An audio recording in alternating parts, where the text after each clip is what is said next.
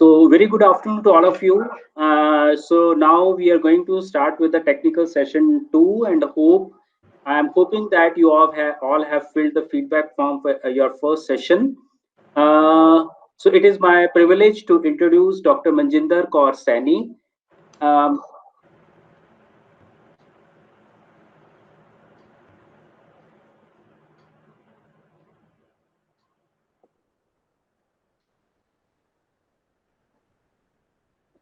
Dr. Manjinder Kaur Saini is presently rendering her services as an assistant professor in teaching of English at Jasdev Singh Sandhu College of Education, Kauli, Patiala, and she has teaching experience of 14 years. She has done PhD in education from Punjabi University, Patiala, and her area of research includes English language, reading comprehension, language anxiety, and language learning strategies. She did her MEd and MA English from Punjab University, Chandigarh. She acted as a judge in competitions of literary activities like debate, education, poem recitation, etc., in different schools, and have also previously delivered number of lectures as resource person in in-service training programs of government school teachers. She has attended various seminars, workshops, faculty development programs, and presented several papers in various national and international conferences. She has many research publications to her credit. She has also attended master trainers programs conducted by British Council in 2009 under Project English undertaken by Department of Higher Education, Government of Punjab. I welcome you, ma'am, and I request you to kindly start your presentation and enlighten with your knowledge. Thank you very much. Thank you very much, sir, for such a nice introduction. And first of all, I would take this opportunity to thank the organizing committee for giving me this opportunity to interact with such learned community, our teaching community, in such a huge number, especially. A very good afternoon to all the participants.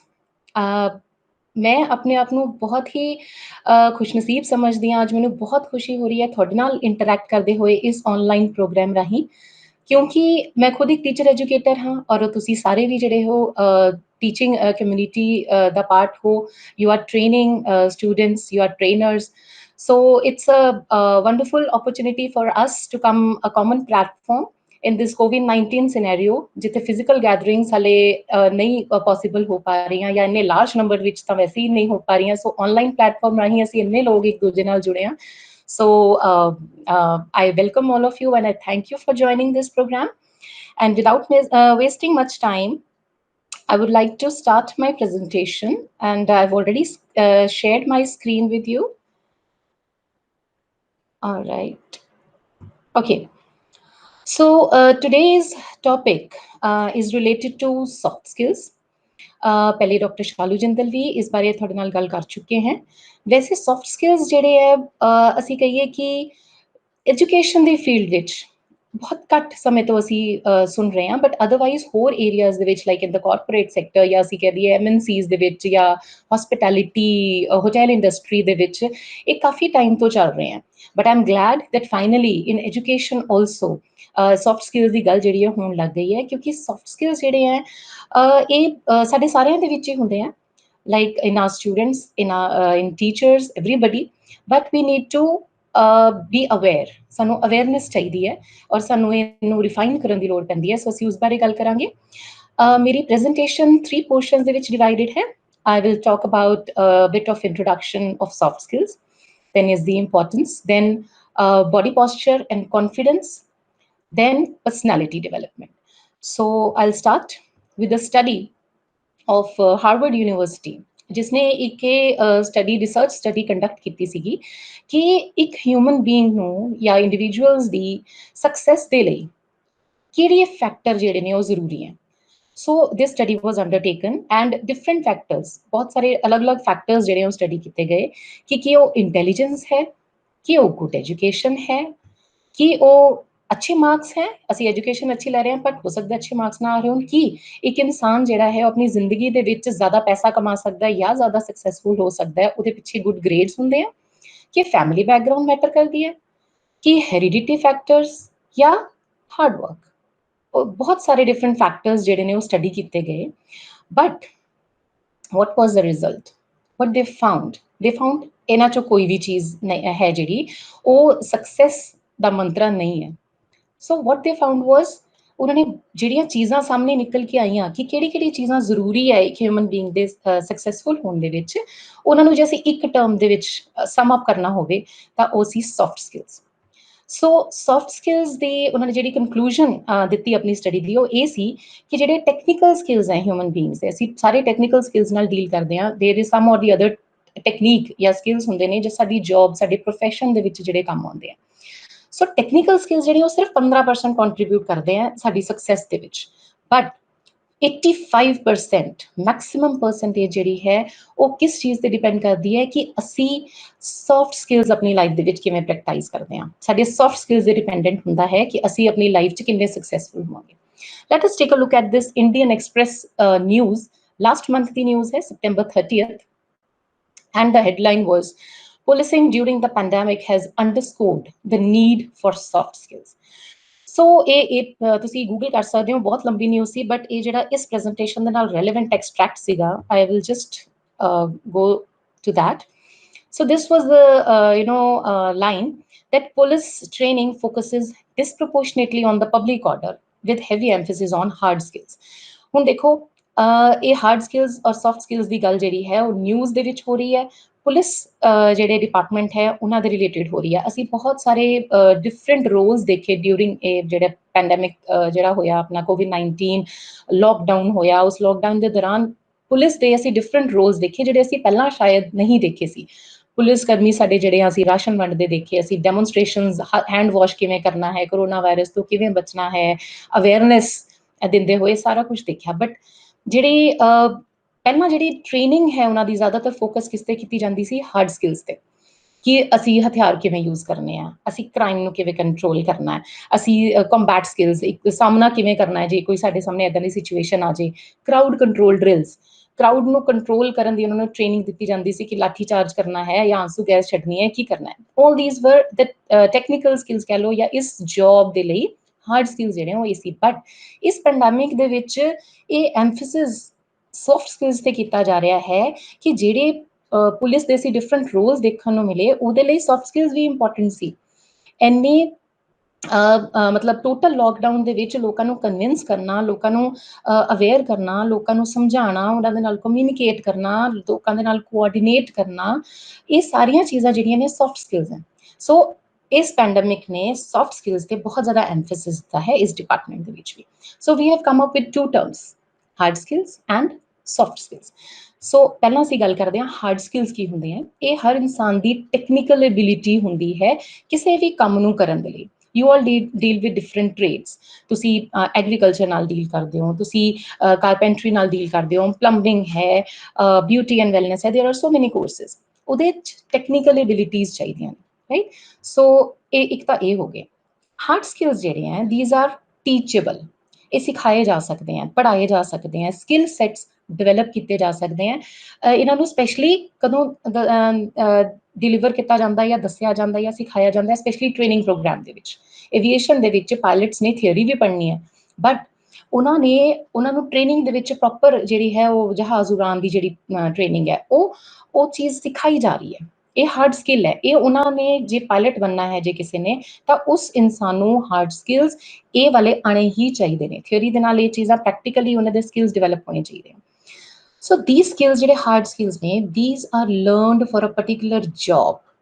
ਤੁਸੀਂ ਕਿਸੇ ਵੀ job ਦੇ ਲਈ ਜਿਹੜੇ skills ਸਿੱਖਦੇ ਹੋ basically ਉਹ hard skill ਹੁੰਦੇ ਆ, ਔਰ ਇਹਨਾਂ ਨੂੰ ਮੈਜ਼ਰ ਕਰਨਾ ਬਹੁਤ ਈਜ਼ੀ ਹੈ, ਰਾਈਟ। ਜੇ ਮੈਂ ਕਹਾਂ ਕਿ ਮੈਨੂੰ ਕੰਪਿਊਟਰ ਟਾਈਪਿੰਗ ਮੇਰੀ ਬਹੁਤ ਅੱਛੀ ਹੈ, ਤਾਂ ਮੈਨੂੰ ਔਨ ਦਾ ਸਪੌਟ ਜੇ ਮੈਂ ਕਿਤੇ ਜੌਬ ਲਈ ਜਾ ਰਹੀ ਹਾਂ ਤਾਂ ਮੈਨੂੰ ਕਿਹਾ ਜਾਏਗਾ ਤੁਸੀਂ ਜੀ ਤੁਹਾਨੂੰ 1 ਮਿੰਟ ਦਾ ਟਾਈਮ ਦਿੰਦੇ ਹਾਂ, ਤੁਸੀਂ ਟਾਈਪਿੰਗ ਕਰਕੇ ਦਿਖਾਓ ਕਿ ਕਿੰਨੇ ਵਰਡਸ ਤੁਸੀਂ 1 ਮਿੰਟ 'ਚ ਟਾਈਪ ਕਰ ਸਕਦੇ ਹੋ। ਇਟ ਕੈਨ ਈਜ਼ੀਲੀ ਬੀ ਮੈਜ਼ਰਡ, ਹੈ ਨਾ। ਕੋਈ ਕਿਸੇ ਨੇ ਕੋਈ ਕੰਸਟਰਕਸ਼ਨ ਦਾ ਕਿਸੇ ਨੇ ਕੋਈ ਟੈਸਟ ਦੇਣਾ, ਔਨ ਦਾ ਸਪੌਟ ਕਰਕੇ ਦੱਸਿਆ ਜਾ ਸਕਦਾ ਹੈ, ਜਾਂ ਅਸੀਂ ਸਰਟੀਫਿਕੇਟ ਦਿਖਾ ਸਕਦੇ ਹਾਂ ਕਿ ਮੇਰੇ ਕੋਲ ਇਸ ਪਰਟੀਕੂਲਰ ਜੌਬ ਦੇ ਲਈ ਇਹ ਮੈਂ ਡਿਪਲੋਮਾ ਕੀਤਾ ਹੈ, ਮੈਂ ਇਹ ਕੋਰਸ ਕੀਤਾ ਹੈ, ਇਹ ਮੈਂ ਡਿਗਰੀ ਕੀਤੀ ਹੈ। We have a number of certificates.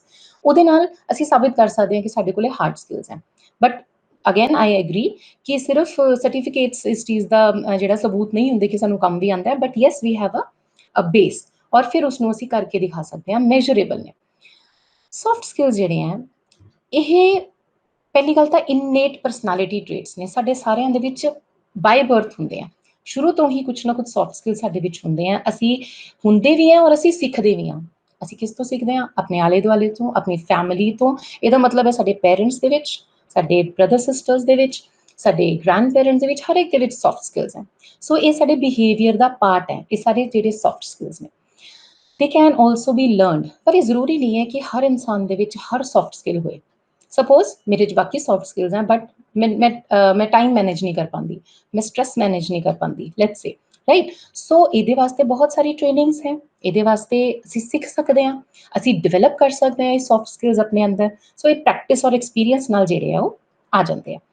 Then these are non technical skills, ਇਹਦੇ 'ਚ ਕੋਈ ਟੈਕਨੀਕ ਨਹੀਂ ਹੈ, ਰਾਈਟ। ਇਹ ਜਨਰਲਾਈਜ਼ਡ ਨਹੀਂ ਹੈ, ਹਰ ਇੱਕ ਹਿਊਮਨ ਬੀਇੰਗ ਦਾ ਆਪਣਾ ਬਿਹੇਵੀਅਰ ਹੈ, ਹਰ ਇੱਕ ਹਿਊਮਨ ਬੀਇੰਗ ਦੇ ਆਪਣੀ ਡੀਲਿੰਗ ਕੈਪੈਸਿਟੀਜ਼ ਹੈ। ਤੇ ਅਸੀਂ ਇਹ ਨਹੀਂ ਕਹਿ ਸਕਦੇ ਕਿ ਇਹ ਕੋਈ ਟੈਕਨੀਕ ਹੈ ਜਾਂ ਕਿਸੇ ਮਸ਼ੀਨ ਨੂੰ ਹੈਂਡਲ ਕਰਨਾ ਜਾਂ ਕੁਝ ਕਰਨਾ ਹੈ, no, because we are dealing with people. Soft skills ਰਾਹੀਂ ਅਸੀਂ ਲੋਕਾਂ ਦੇ ਨਾਲ ਡੀਲ ਕਰ ਰਹੇ ਹਾਂ, ਅਸੀਂ ਮਸ਼ੀਨਾਂ ਨਾਲ, ਇਕਵਿਪਮੈਂਟਸ ਦੇ ਨਾਲ, ਗੈਜਟਸ ਦੇ ਨਾਲ ਡੀਲ ਨਹੀਂ ਕਰ ਰਹੇ, right. So these are non technical. ਇਹਦੇ 'ਚ ਹੁਣ ਆਉਂਦਾ ਕੀ ਹੈ ਸੌਫਟ ਸਕਿੱਲਸ ਦੇ ਵਿੱਚ? ਇਹ ਆਉਂਦਾ ਹੈ ਕਿ how you interact with others, ਤੁਸੀਂ ਦੂਸਰਿਆਂ ਦੇ ਨਾਲ ਕਿਵੇਂ ਇੰਟਰੈਕਟ ਕਰਦੇ ਹੋ, ਤੁਸੀਂ ਆਪਣਾ ਕੰਮ ਕਿਵੇਂ ਮੈਨੇਜ ਕਰਦੇ ਹੋ, ਤੁਸੀਂ ਆਪਣੀ ਪ੍ਰੋਬਲਮਸ ਨੂੰ ਕਿਵੇਂ ਸੋਲਵ ਕਰਦੇ ਹੋ, ਤਾਂ ਕਿ ਜਿਹੜੀ ਤੁਸੀਂ ਜੌਬ ਹਾਰਡ ਸਕਿੱਲਸ ਦੇ ਬੇਸ ਤੇ ਹਾਸਿਲ ਕੀਤੀ ਹੈ, ਉਸ ਦੇ ਵਿੱਚ ਤੁਸੀਂ ਉਸ ਐਨਵਾਇਰਨਮੈਂਟ ਦੇ ਵਿੱਚ ਜਿੱਥੇ ਉਹ ਜੌਬ ਕਰ ਰਹੇ ਹੋ ਫਿੱਟ ਰਹਿ ਸਕੋ ਜਾਂ ਐਕਸੈਲ ਕਰ ਸਕੋ। ਮਤਲਬ ਕਿ ਹਾਰਡ ਸਕਿੱਲਸ ਜਿਹੜੇ ਆ ਤੁਹਾਨੂੰ ਜੌਬ ਲੈਣ ਦੇ ਵਿੱਚ ਹੈਲਪ ਕਰਦੇ ਆ, ਤੇ ਜਿਹੜੇ ਸੌਫਟ ਸਕਿੱਲਸ ਨੇ ਉਸ ਜੌਬ ਦੇ ਵਿੱਚ ਤੁਹਾਡੀ ਐਡਜਸਟਮੈਂਟ, ਜੌਬ ਦੇ ਵਿੱਚ ਉਸ ਸਿਨੈਰੀਓ ਦੇ ਵਿੱਚ ਫਿੱਟ ਹੋਣ ਦੇ ਲਈ ਜਾਂ ਅੱਗੇ ਵਧਣ ਦੇ ਲਈ ਜਿਹੜੇ ਉਹ ਹੈਲਪ ਕਰਦੇ ਆ। These are also known as people skill, ਕਿਉਂਕਿ ਅਸੀਂ ਲੋਕਾਂ ਦੇ ਨਾਲ ਡੀਲ ਕਰਨ ਦੀ ਗੱਲ ਕਰ ਰਹੇ ਹਾਂ, ਔਰ interpersonal skills, and these skills are very hard to quantify. ਇਹਨਾਂ ਨੂੰ ਮੈਜ਼ਰ ਕਰਨਾ ਬਹੁਤ ਮੁਸ਼ਕਿਲ ਹੈ। Suppose I go for a job and ਮੈਂ ਆਪਣੇ ਹਾਰਡ ਸਕਿੱਲਸ ਲਈ ਆਪਣੇ ਸਰਟੀਫਿਕੇਟ ਦਿਖਾ ਸਕਦੀ ਹਾਂ, ਮੈਂ ਆਪਣਾ lesson, suppose as a teacher I go, ਮੈਂ ਟੀਚਿੰਗ ਲਈ ਇੰਟਰਵਿਊ ਲਈ ਜਾ ਰਹੀ ਹਾਂ, ਮੈਂ ਇੱਕ ਲੈਸਨ ਦੀ ਡੈਮੋਨਸਟ੍ਰੇਸ਼ਨ ਦੇ ਸਕਦੀ ਹਾਂ, ਰਾਈਟ। ਬਟ ਜੇ ਮੈਂ ਕਹਾਂ ਕਿ ਮੈਂ ਆਪਣੇ ਰਿਸਪੌਂਸਿਬਲ ਬਿਹੇਵੀਅਰ ਨੂੰ ਉਹ ਉਸ ਇੰਟਰਵਿਊ ਦੇ ਵਿੱਚ ਦਿਖਾ ਪਾਵਾਂਗੀ, ਜਾਂ ਮੈਂ ਕੀ ਇਹ ਸ਼ੋ ਕਰ ਪਾਵਾਂਗੀ ਕਿ I am able to work in teams, ਜਾਂ ਮੈਂ ਮੇਰੇ 'ਚ ਕੌਨਫਲਿਕਟ ਰਿਜ਼ੋਲਵ ਕਰਨ ਦੀ ਕੈਪੇਬਿਲਿਟੀਜ਼ ਹੈ? No, these are very difficult to be proved, difficult to be measured, but हाँ, ਇਹਨੂੰ ਟਾਈਮ ਦੇ ਨਾਲ ਅਸੀਂ ਪ੍ਰੂਵ ਜ਼ਰੂਰ ਕਰ ਸਕਦੇ ਹਾਂ। ਇੱਕ ਹਫਤਾ, 10 ਦਿਨ, 1 ਮਹੀਨਾ, ਸਾਲ, 2 ਸਾਲ, ਜਿੰਨੇ ਵੀ ਟਾਈਮ ਤੇ ਅਸੀਂ ਉਹ ਜੌਬ ਕਰ ਰਹੇ ਹਾਂ, ਅਸੀਂ ਉਹ ਕੰਮ ਕਰ ਰਹੇ ਹਾਂ, ਉਸ ਦੇ ਵਿੱਚ ਸਾਨੂੰ ਬਹੁਤ ਸਾਰੇ ਐਸੇ ਮੌਕੇ ਮਿਲਦੇ ਹਨ ਜਿਸ 'ਚ ਅਸੀਂ ਆਪਣੇ ਸੌਫਟ ਸਕਿੱਲਸ ਨੂੰ ਪ੍ਰੂਵ ਕਰ ਸਕਦੇ ਹਾਂ। Next, so this is all, we can come up to the conclusion ਕਿ ਜੇ ਸਾਡੇ 'ਚ ਹਾਰਡ ਸਕਿੱਲਸ ਹੈ ਤਾਂ ਉਹਦੇ ਨਾਲ ਜੇ ਸੌਫਟ ਸਕਿੱਲਸ ਦਾ ਕੰਬੀਨੇਸ਼ਨ ਜਿਹੜਾ ਹੈ ਉਹ ਹੋਏ ਤਾਂ ਇੱਕ ਜ਼ਬਰਦਸਤ ਪਾਵਰਫੁਲ ਕੰਬੀਨੇਸ਼ਨ ਜਿਹੜਾ ਹੈ ਉਹ ਬਣਦਾ ਹੈ, and then we become successful professionals. So we all have to have hard skills plus soft skills. Next, which skills are required for teachers or trainers? ਇਹ ਸਿਰਫ ਕੁਝ ਐਗਜ਼ਾਮਪਲਸ ਨੇ, ਹਾਰਡ ਸਕਿੱਲਸ ਦੇ ਕੁਝ ਐਗਜ਼ਾਮਪਲਸ ਨੇ ਕਿ ਜਿੱਦਾਂ ਟੀਚਰਸ ਦੇ ਲਈ ਕਿਹੜੇ ਹਾਰਡ ਸਕਿੱਲਸ ਚਾਹੀਦੇ ਹੁੰਦੇ ਆ। Thorough knowledge of the curriculum, teaching methodologies ਉਹਨਾਂ ਨੂੰ ਪਤਾ ਹੋਣੀਆਂ ਚਾਹੀਦੀਆਂ ਕਿ ਕਿਹੜੇ ਕਿਹੜੇ ਡਿਫਰੈਂਟ ਮੈਥਡਸ ਨਾਲ ਮੈਂ ਆਪਣੇ ਸਬਜੈਕਟ ਨੂੰ ਜਿਹੜਾ ਕੰਟੈਂਟ ਹੈ ਉਹ ਮੈਂ ਅੱਗੇ ਪ੍ਰੈਜ਼ੈਂਟ ਕਰ ਸਕਦੀ ਹਾਂ, ਠੀਕ ਹੈ। ਦੈਨ ਐਗਜ਼ਾਮਸ ਨੂੰ ਇਵੈਲੂਏਟ ਕਰਨਾ, ਗ੍ਰੇਡਿੰਗ ਕਰਨਾ, ਅਸੈਸਮੈਂਟ ਲਾਣਾ, ਟੈਕਨੋਲੋਜੀ ਯੂਜ਼ ਕਰਨਾ, ਲਾਈਕ ਅਸੀਂ ਇਸ ਟੈਕਨੋਲੋਜੀ ਦੇ ਰਾਹੀਂ ਇਸ ਟਾਈਮ ਸਾਰੇ ਜੁੜੇ ਹੋਏ ਹਾਂ, ਮੈਂ ਪ੍ਰੈਜ਼ੈਂਟੇਸ਼ਨ ਦੇ ਰਹੀ ਹਾਂ, so I must have this knowledge of using this technology, right. So ਇਹ ਸਾਰੇ ਹਾਰਡ ਸਕਿੱਲਸ ਹੈ। Now, on the other hand, what are the soft skills? See, these are different soft skills: communication, problem solving, conflict resolution, patience, responsibility, classroom management, organization. Suppose मेरे को ये hard skill है कि मैं अपने subject ਦੀ बहुत ਜ਼ਬਰਦਸਤ ਮਾਸਟਰ ਹਾਂ, ਠੀਕ ਹੈ, ਮੇਰੀ content mastery ਬਹੁਤ ਹੈ, ਬਟ ਜੇ ਮੈਂ ਰਿਸਪੌਂਸਿਬਲ ਹੀ ਨਹੀਂ ਹਾਂ, ਮੈਂ ਟਾਈਮ ਤੇ ਕਲਾਸ ਤੇ ਹੀ ਨਹੀਂ ਜਾਂਦੀ, ਜਾਂ ਮੈਂ ਜਾਂਦੀ ਹੀ ਨਹੀਂ, ਜਾਂ ਮੈਂ ਟਾਈਮ ਪਾਸ ਕਰਦੀ ਹਾਂ, ਰਾਈਟ, ਜਾਂ ਮੈਂ ਐਜੂਕੇਸ਼ਨਲ ਸਟ੍ਰੈਟਜੀਜ਼ ਨੂੰ ਯੂਜ਼ ਕਰਨਾ ਜਾਣਦੀ ਹਾਂ, ਬਟ ਮੈਂ ਰੋਜ਼ ਇੱਕੋ ਮੈਥਡ ਨਾਲ ਪੜ੍ਹਾ ਰਹੀ ਹਾਂ, ਮੈਂ ਕੁਛ ਨਵੇਂ ਮੈਥਡ ਨਾਲ ਬੱਚਿਆਂ ਨਾਲ ਇੰਟਰੈਕਟ ਹੀ ਨਹੀਂ ਕਰ ਰਹੀ, ਮੈਂ ਕਮਿਊਨੀਕੇਟ ਹੀ ਨਹੀਂ ਕਰ ਪਾਉਂਦੀ, ਮੇਰੇ 'ਚ ਕਮਿਊਨੀਕੇਸ਼ਨ ਸਕਿੱਲਸ ਦੀ ਕਮੀ ਹੈ, ਮੈਨੂੰ ਨੌਲੇਜ ਬਹੁਤ ਹੈ, ਮੇਰੇ ਦਿਮਾਗ 'ਚ ਬਹੁਤ ਕੁਛ ਹੈ, ਬਟ ਮੈਂ ਬੱਚਿਆਂ ਨੂੰ ਕਨਵੇ ਨਹੀਂ ਕਰ ਪਾਉਂਦੀ। ਸੋ what is the purpose of those hard skills? ਉਹਨਾਂ ਦੇ ਨਾਲ ਜਦ ਤੱਕ appropriate soft skills ਦਾ combination ਨਹੀਂ ਹੁੰਦਾ, then we are a failure. Next, we come up to some Bollywood references. वैसे तो रियल लाइफ एग्जाम्पल्स बहुत ने, मैं भी एक एग्जाम्पल हो सकती ਹਾਂ, ਤੁਸੀਂ ਵੀ ਇੱਕ ਐਗਜ਼ਾਮਪਲ ਹੋ ਸਕਦੇ ਹੋ, ਰਾਈਟ? ਜੇ ਅਸੀਂ ਗੱਲ ਕਰੀਏ ਕਿ ਹਾਂਜੀ ਸਾਡੇ ਆਪਣੇ ਬੱਚਿਆਂ ਦੇ ਨਾਲ ਬਹੁਤ ਅੱਛੀ ਰਿਲੇਸ਼ਨਸ਼ਿਪਸ ਨੇ, ਜਾਂ ਬੱਚੇ ਸਾਡੇ ਤੋਂ ਇਨਸਪੀਰੇਸ਼ਨ ਲੈਂਦੇ ਆ ਜਾਂ ਸਾਨੂੰ ਲਾਈਕ ਕਰਦੇ ਆ, right? But I think we can all relate to media and content of the media. So I have taken up these examples. ये इस करके ज़रूरी है soft skills, क्योंकि hard skills use करके पढ़ाया जा सकता है जे ਅਸੀਂ ਟੀਚਿੰਗ ਪ੍ਰੋਫੈਸ਼ਨ ਦੀ ਗੱਲ ਕਰੀਏ, ਬਟ ਕੀ ਅਸੀਂ ਕਿਸੇ ਬੱਚੇ ਦੀ ਲਾਈਫ ਦੇ ਵਿੱਚ ਡਿਫਰੈਂਸ ਲਿਆ ਪਾ ਰਹੇ ਹਾਂ? ਕੀ ਅਸੀਂ ਉਸ ਬੱਚੇ ਦਾ ਬਿਹੇਵੀਅਰ ਮੋਡੀਫਾਈ ਕਰ ਪਾ ਰਹੇ ਹਾਂ? ਕੀ ਅਸੀਂ ਉਸ ਬੱਚੇ ਨੂੰ ਇੰਸਪਾਇਰ ਕਰ ਪਾ ਰਹੇ ਹਾਂ? ਮੈਂ ਡਾਕਟਰ ਸ਼ਾਲੂ ਜਿੰਦਲ ਦਾ ਵੀ ਲੈਕਚਰ ਸੁਣ ਰਹੀ ਸੀ, ਉਹਨਾਂ ਨੇ ਵੀ ਇਹ ਗੱਲ ਕੀਤੀ ਕਿ you must inspire your students, right? So let's come up to these examples. I hope ਤੁਸੀਂ ਇਹ ਦੋਨੋਂ ਮੂਵੀਜ਼ ਦੇਖੀਆਂ ਹੋਣਗੀਆਂ, ਤਾਰੇ ਜ਼ਮੀਨ ਪਰ ਐਂਡ ਹਿਚਕੀ, ਐਂਡ these characters ਜਿਹੜੇ ਰਾਮ ਸ਼ੰਕਰ ਨਿਕੁੰਮ ਦਾ ਕਰੈਕਟਰ ਆਮਿਰ ਖਾਨ ਨੇ ਨਿਭਾਇਆ ਔਰ ਨੈਨਾ ਮਾਥੁਰ ਰਾਣੀ ਮੁਖਰਜੀ ਨੇ, ਇਹਨਾਂ ਨੇ ਇਸ ਪੂਰੀ ਮੂਵੀ ਦੇ ਵਿੱਚ ਆਪਣੇ ਸੌਫਟ ਸਕਿੱਲਸ ਦਾ ਬਖੂਬੀ ਬਿਆਨ ਜਿਹੜਾ ਕਹਿ ਲਓ ਕਿ ਕੀਤਾ ਹੈ, ਅਸੀਂ ਦੇਖ ਸਕਦੇ ਹਾਂ, ਕਿਉਂਕਿ ਇਹ ਡਿਸਲੈਕਸਿਕ ਚਾਈਲਡ ਜਿਹੜਾ ਹੈ, ਇਸਨੂੰ ਲਰਨਿੰਗ ਪ੍ਰੋਬਲਮ ਸੀ, ਇਸ ਦੀ ਪੂਰੀ ਰਿਸਪੌਂਸਿਬਿਲਿਟੀ ਆਮਿਰ ਖਾਨ ਨੇ ਜਿਹੜੀ ਉਹ ਚੁੱਕੀ, ਅਗੇਂਸਟ ਪ੍ਰਿੰਸੀਪਲ ਦੇ ਜਾ ਕੇ, ਅਦਰ ਟੀਚਰਸ ਦੇ ਜਾ ਕੇ। ਅਦਰ ਟੀਚਰਸ ਤੰਗ ਵੀ ਕਰਦੇ ਸੀ, ਬੋਲਦੇ ਵੀ ਸੀ ਕਿ ਤੂੰ ਨੱਚ ਗਾ ਕੇ ਬੱਚਿਆਂ ਨਾਲ ਇੰਟਰੈਕਟ ਕਰ ਰਿਹਾ, ਪਰ ਬੱਚੇ ਖੁਸ਼ ਸੀ। ਇਸ ਬੱਚੇ ਦੇ ਸਾਰੇ talents ਉਭਾਰੇ, right? So he took the responsibility.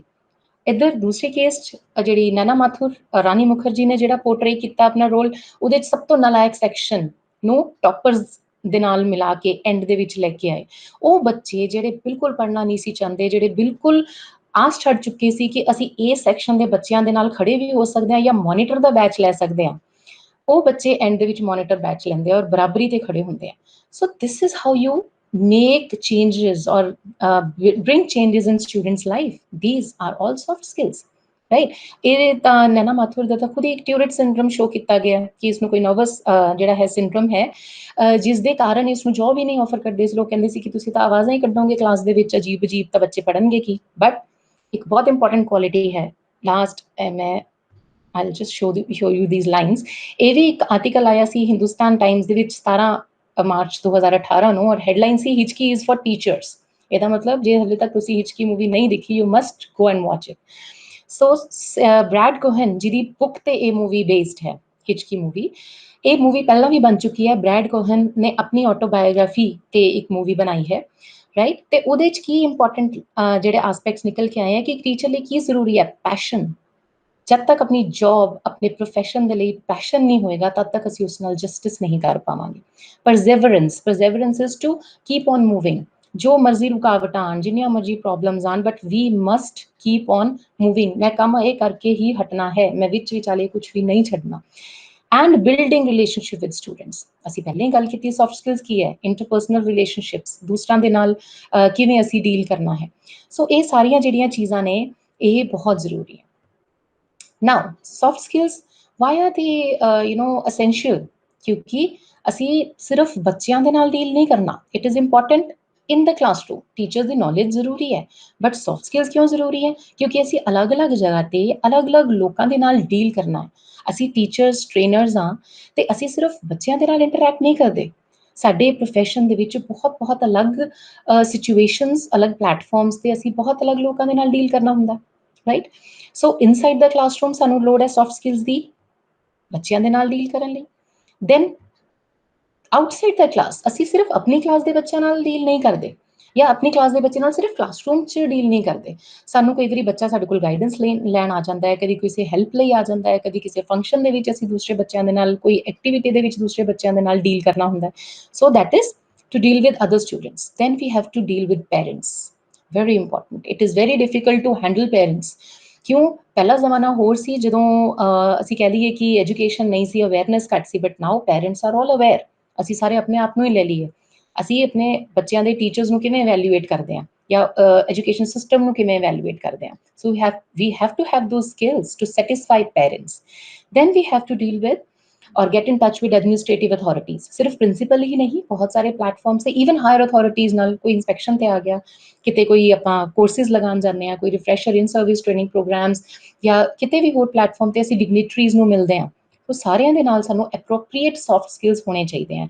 And last but not the least, with seniors or other colleagues, even juniors, seniors ਜਾਂ ਕੋਈ ਵੀ ਅਦਰ ਟੀਚਰਸ ਦੇ ਨਾਲ ਅਸੀਂ ਡੀਲ ਕਰਨਾ ਹੁੰਦਾ ਹੈ। So as teachers we have to have skills, soft skills.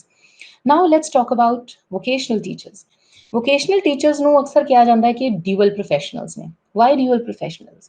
ਕਿਉਂਕਿ ਤੁਸੀਂ ਟੀਚ ਵੀ ਕਰ ਰਹੇ ਹੋ ਤੇ ਤੁਸੀਂ ਟ੍ਰੇਨ ਵੀ ਕਰ ਰਹੇ ਹੋ। ਦੈਟ ਮੀਨਸ ਤੁਹਾਡੇ ਕੋਲ ਟੀਚਿੰਗ ਪ੍ਰੈਕਟਿਸ ਜਿਹੜੀ ਪੈਡਾਗੋਜੀਕਲ ਅਪਰੋਚਿਸ ਨੇ, ਤੁਹਾਨੂੰ ਉਸ ਦਾ ਗਿਆਨ ਵੀ ਹੋਣਾ ਚਾਹੀਦਾ ਹੈ ਕਿ ਬੱਚਿਆਂ ਨੂੰ ਪੜ੍ਹਾਉਣਾ ਕਿੱਦਾਂ, ਟ੍ਰੇਨ ਕਿੱਦਾਂ ਕਰਨਾ ਹੈ, ਤੇ ਤੁਹਾਡੀ ਆਪਣੀ ਟ੍ਰੇਡ ਦੇ ਵਿੱਚ ਮਾਸਟਰੀ ਵੀ ਹੋਣੀ ਚਾਹੀਦੀ ਹੈ। ਸੋ that means you are double professionals.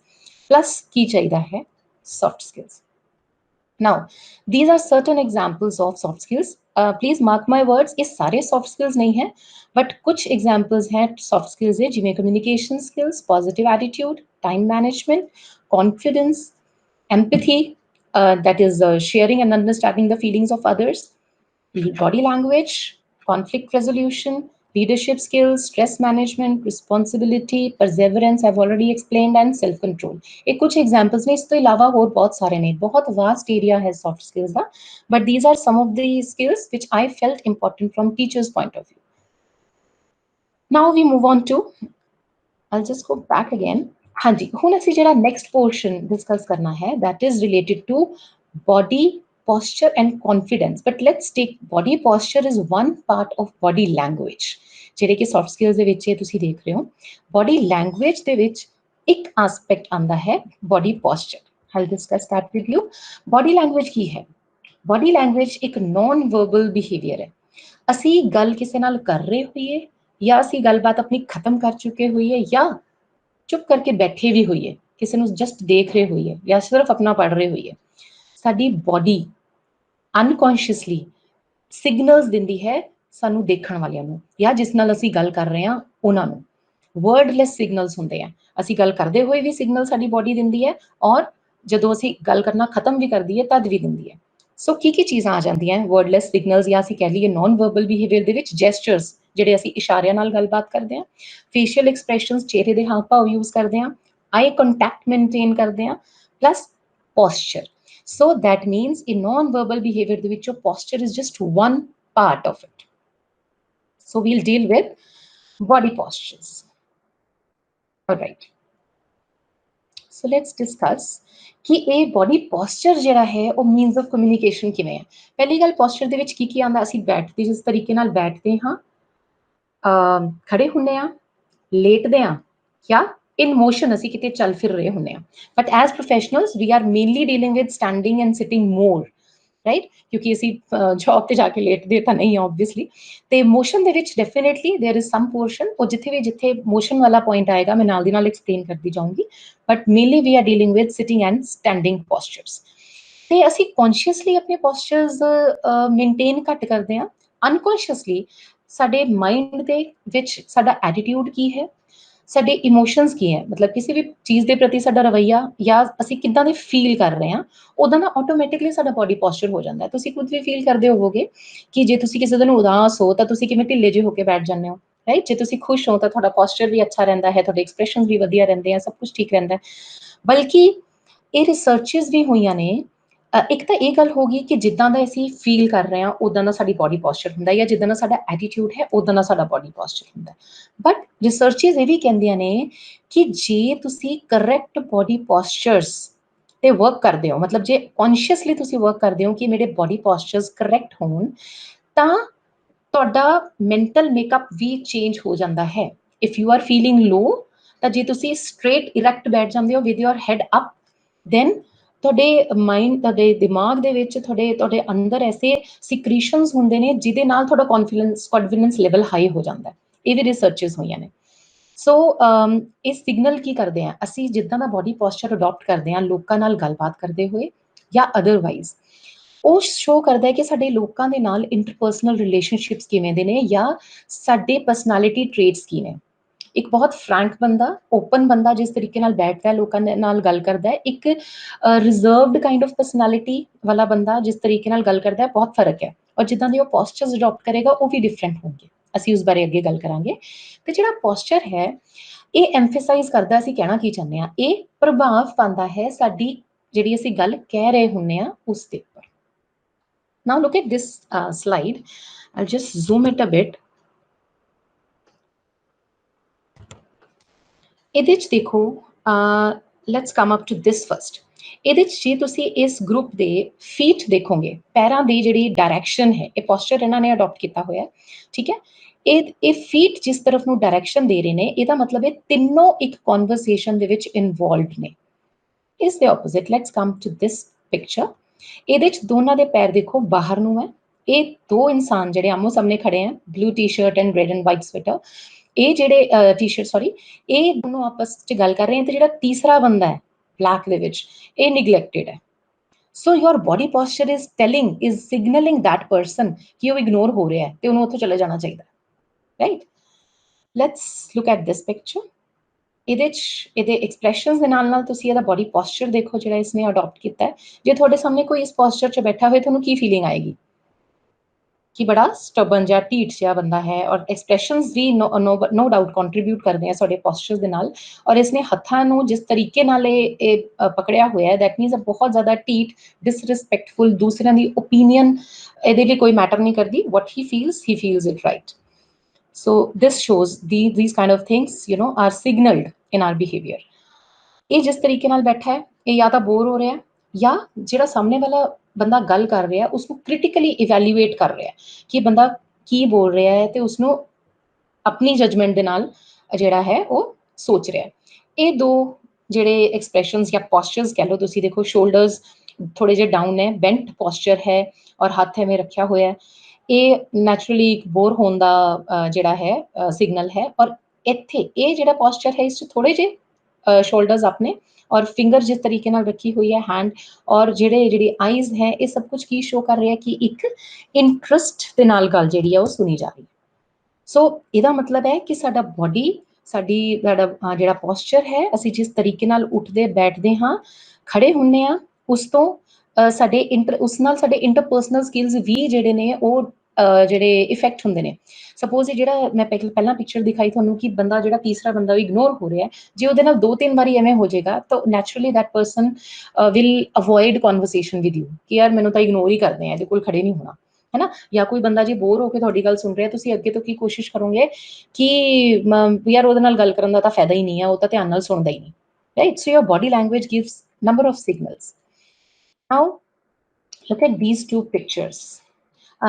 ਇਹ ਛੋਟੀ ਜਿਹੀ ਐਕਟੀਵਿਟੀ ਹੈ ਜਿਹੜੀ ਅਸੀਂ ਹੁਣ ਕਰਾਂਗੇ, but we'll just take 1 minute ਤਾਂ ਕਿ ਟਾਈਮ ਸਾਡਾ ਅੱਗੇ ਪ੍ਰੈਜੈਂਟੇਸ਼ਨ ਦਾ ਸ਼ਾਰਟ ਨਾ ਹੋ ਜਾਏ। ਸੋ ਆਈ ਵਿਲ ਰਿਕੁਐਸਟ ਆਲ ਦੀ ਪਾਰਟਿਸਿਪੈਂਟਸ ਕਿ ਤੁਸੀਂ ਇਹ A ਔਰ B ਦੇ ਵਿੱਚੋਂ ਇੱਕ ਚੋਇਸ ਕਰੋ ਕਿ ਤੁਹਾਡੇ ਅਕੋਰਡਿੰਗ A ਪੋਸਚਰ ਜਾਂ B ਪੋਸਚਰ, ਦੋਨਾਂ ਦੇ ਵਿੱਚੋਂ ਤੁਸੀਂ ਖੁਦ ਕਿਹੜਾ ਪ੍ਰੈਫਰ ਕਰੋਗੇ, ਜਾਂ ਤੁਹਾਨੂੰ ਕੀ ਲੱਗਦਾ ਹੈ ਕਿ ਦੋਨਾਂ ਚੋਂ ਕਿਹੜਾ ਬੈਟਰ ਹੈ। I am going to share my other screen. So just a second, ਤੁਸੀਂ ਪਲੀਜ਼ ਆਪਣੀ ਚੋਇਸਿਸ ਜਿਹੜੀ ਹੈ ਉਹ ਰੈਡੀ ਰੱਖੋ। I'll share my other screen.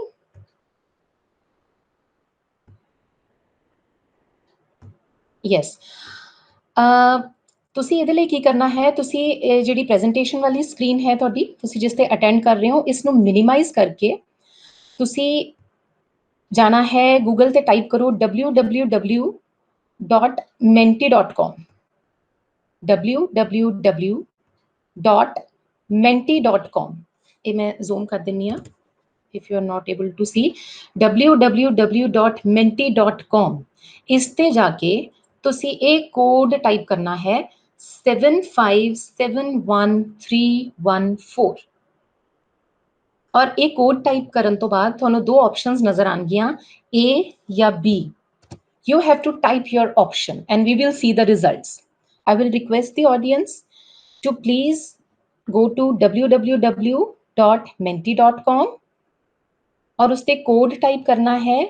अपनी प्रेजेंटेशन वाली स्क्रीन ਨੂੰ मिनिमाइज कर लो, then type www.menti.com and type the code 7571 ਔਰ ਉਦੋਂ ਤੁਹਾਨੂੰ ਆਪਸ਼ਨਸ ਦੀ ਜਿਹੜੀ ਚੋਇਸ ਆਏਗੀ and you have to select ਕਿ ਤੁਹਾਡੇ ਅਕੋਰਡਿੰਗ A ਪੋਸਚਰ ਬੈਟਰ ਹੈ ਕਿ B ਪੋਸਚਰ ਬੈਟਰ ਹੈ।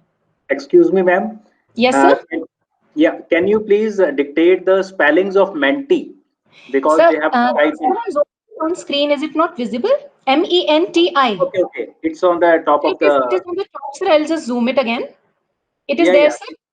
Yeah. www All dot. the participants are informed that at the top of the screen, the website is mentioned and the code is mentioned to enter your, options.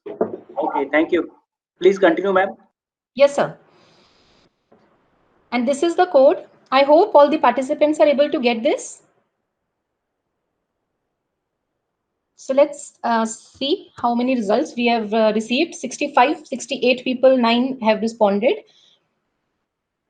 Okay, only 4% people have voted for A till now.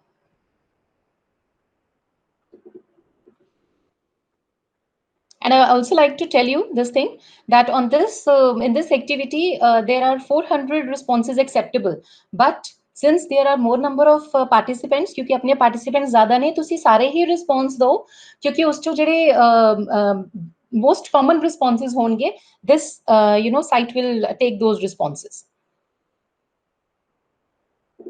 So we'll just wait for 1 more minute and then we'll conclude with this activity. I hope everybody is able to see this screen where the results are coming. Dr. Vishal, is it visible, sir? Yeah, it's visible, ma'am. May I request to be a bit faster because we will Yes, be sir. short time. Yes, sir. I'm going to conclude because the result is quite visible. क्योंकि हुन तक जिन्हें responses आए हैं, around 300 people have responded and 95 people, they have voted for B posture. So I'll just stop sharing this screen and return to my actual presentation so that we can move ahead. Okay. So maximum people have voted for the posture B. Let's see what does it mean. Posture A means you are more relaxed and you have a more open attitude. ਤੁਹਾਡਾ ਰਵੱਈਆ ਜਿਹੜਾ ਹੈ ਦੂਸਰਿਆਂ ਦੇ ਨਾਲ ਜਿਹੜੇ ਤੁਹਾਡੇ interpersonal relationships ਨੇ, ਤੁਸੀਂ ਦੂਸਰਿਆਂ ਦੇ ਪ੍ਰਤੀ ਜ਼ਿਆਦਾ open ਹੋ. Whereas posture B is a closed posture, it's a negative posture, and it's a negative body posture, body language. ਇਸ ਤੋਂ ਨੈਗੇਟਿਵ ਸਿਗਨਲਸ ਮਿਲਦੇ हैं. We'll elaborate this further. ਜਾਂ ਫਿਰ ਇਹਦਾ ਇਹ ਵੀ ਮਤਲਬ ਹੋ ਸਕਦਾ ਹੈ ਕਿ ਪਰਸਨ ਜਿਹੜਾ ਹੈ that person is cold. That means ਉਹਨੂੰ ਦੂਸਰਿਆਂ ਦੀ ਫੀਲਿੰਗਸ ਦੇ ਨਾਲ ਕੋਈ ਖਾਸ ਲੈਣਾ ਦੇਣਾ नहीं है. So that means maximum people have voted for a negative body language. That means we are not aware of कि साडी सही body language किਵੇਂ ਦੀ होनी चाहिए है. Let's look at this picture. This is the posture which you... Excuse me, ma'am. Screen is not being shared. Please share the screen, please. Oh, I'm sorry, sir. Just excuse me for a moment.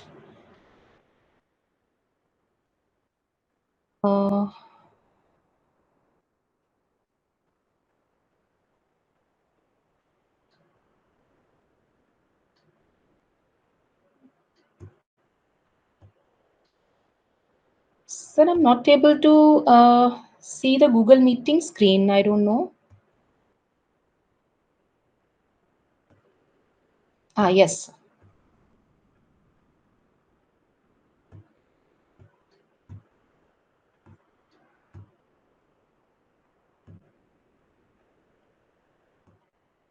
Yes, so I was talking about the results of this activity. ਜਿਹੜਾ posture A ਘੱਟ ਲੋਕਾਂ ਨੇ adopt ਕੀਤਾ ਜਾਂ option ਦਿੱਤੀ, ਉਹ ਸੀ open, more relaxed and more open attitude. Whereas ਜਿਹੜਾ maximum ਜਿਹੜਾ participants ਨੇ ਇਸ ਨੂੰ choose ਕੀਤਾ option ਨੂੰ, that was a negative body language या body posture. A defensive attitude है, means you want to be reserved. तुसी open नहीं हो, तुसी लोकां नाल friendly नहीं हो, तुसी घट approachable रहना चाहते हो, right?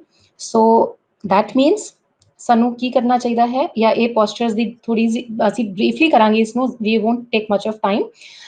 ਇਹ body posture ਨੂੰ ਦੇਖ ਕੇ ਤੁਹਾਨੂੰ positive feelings ਆ ਰਹੀ ਹੈ?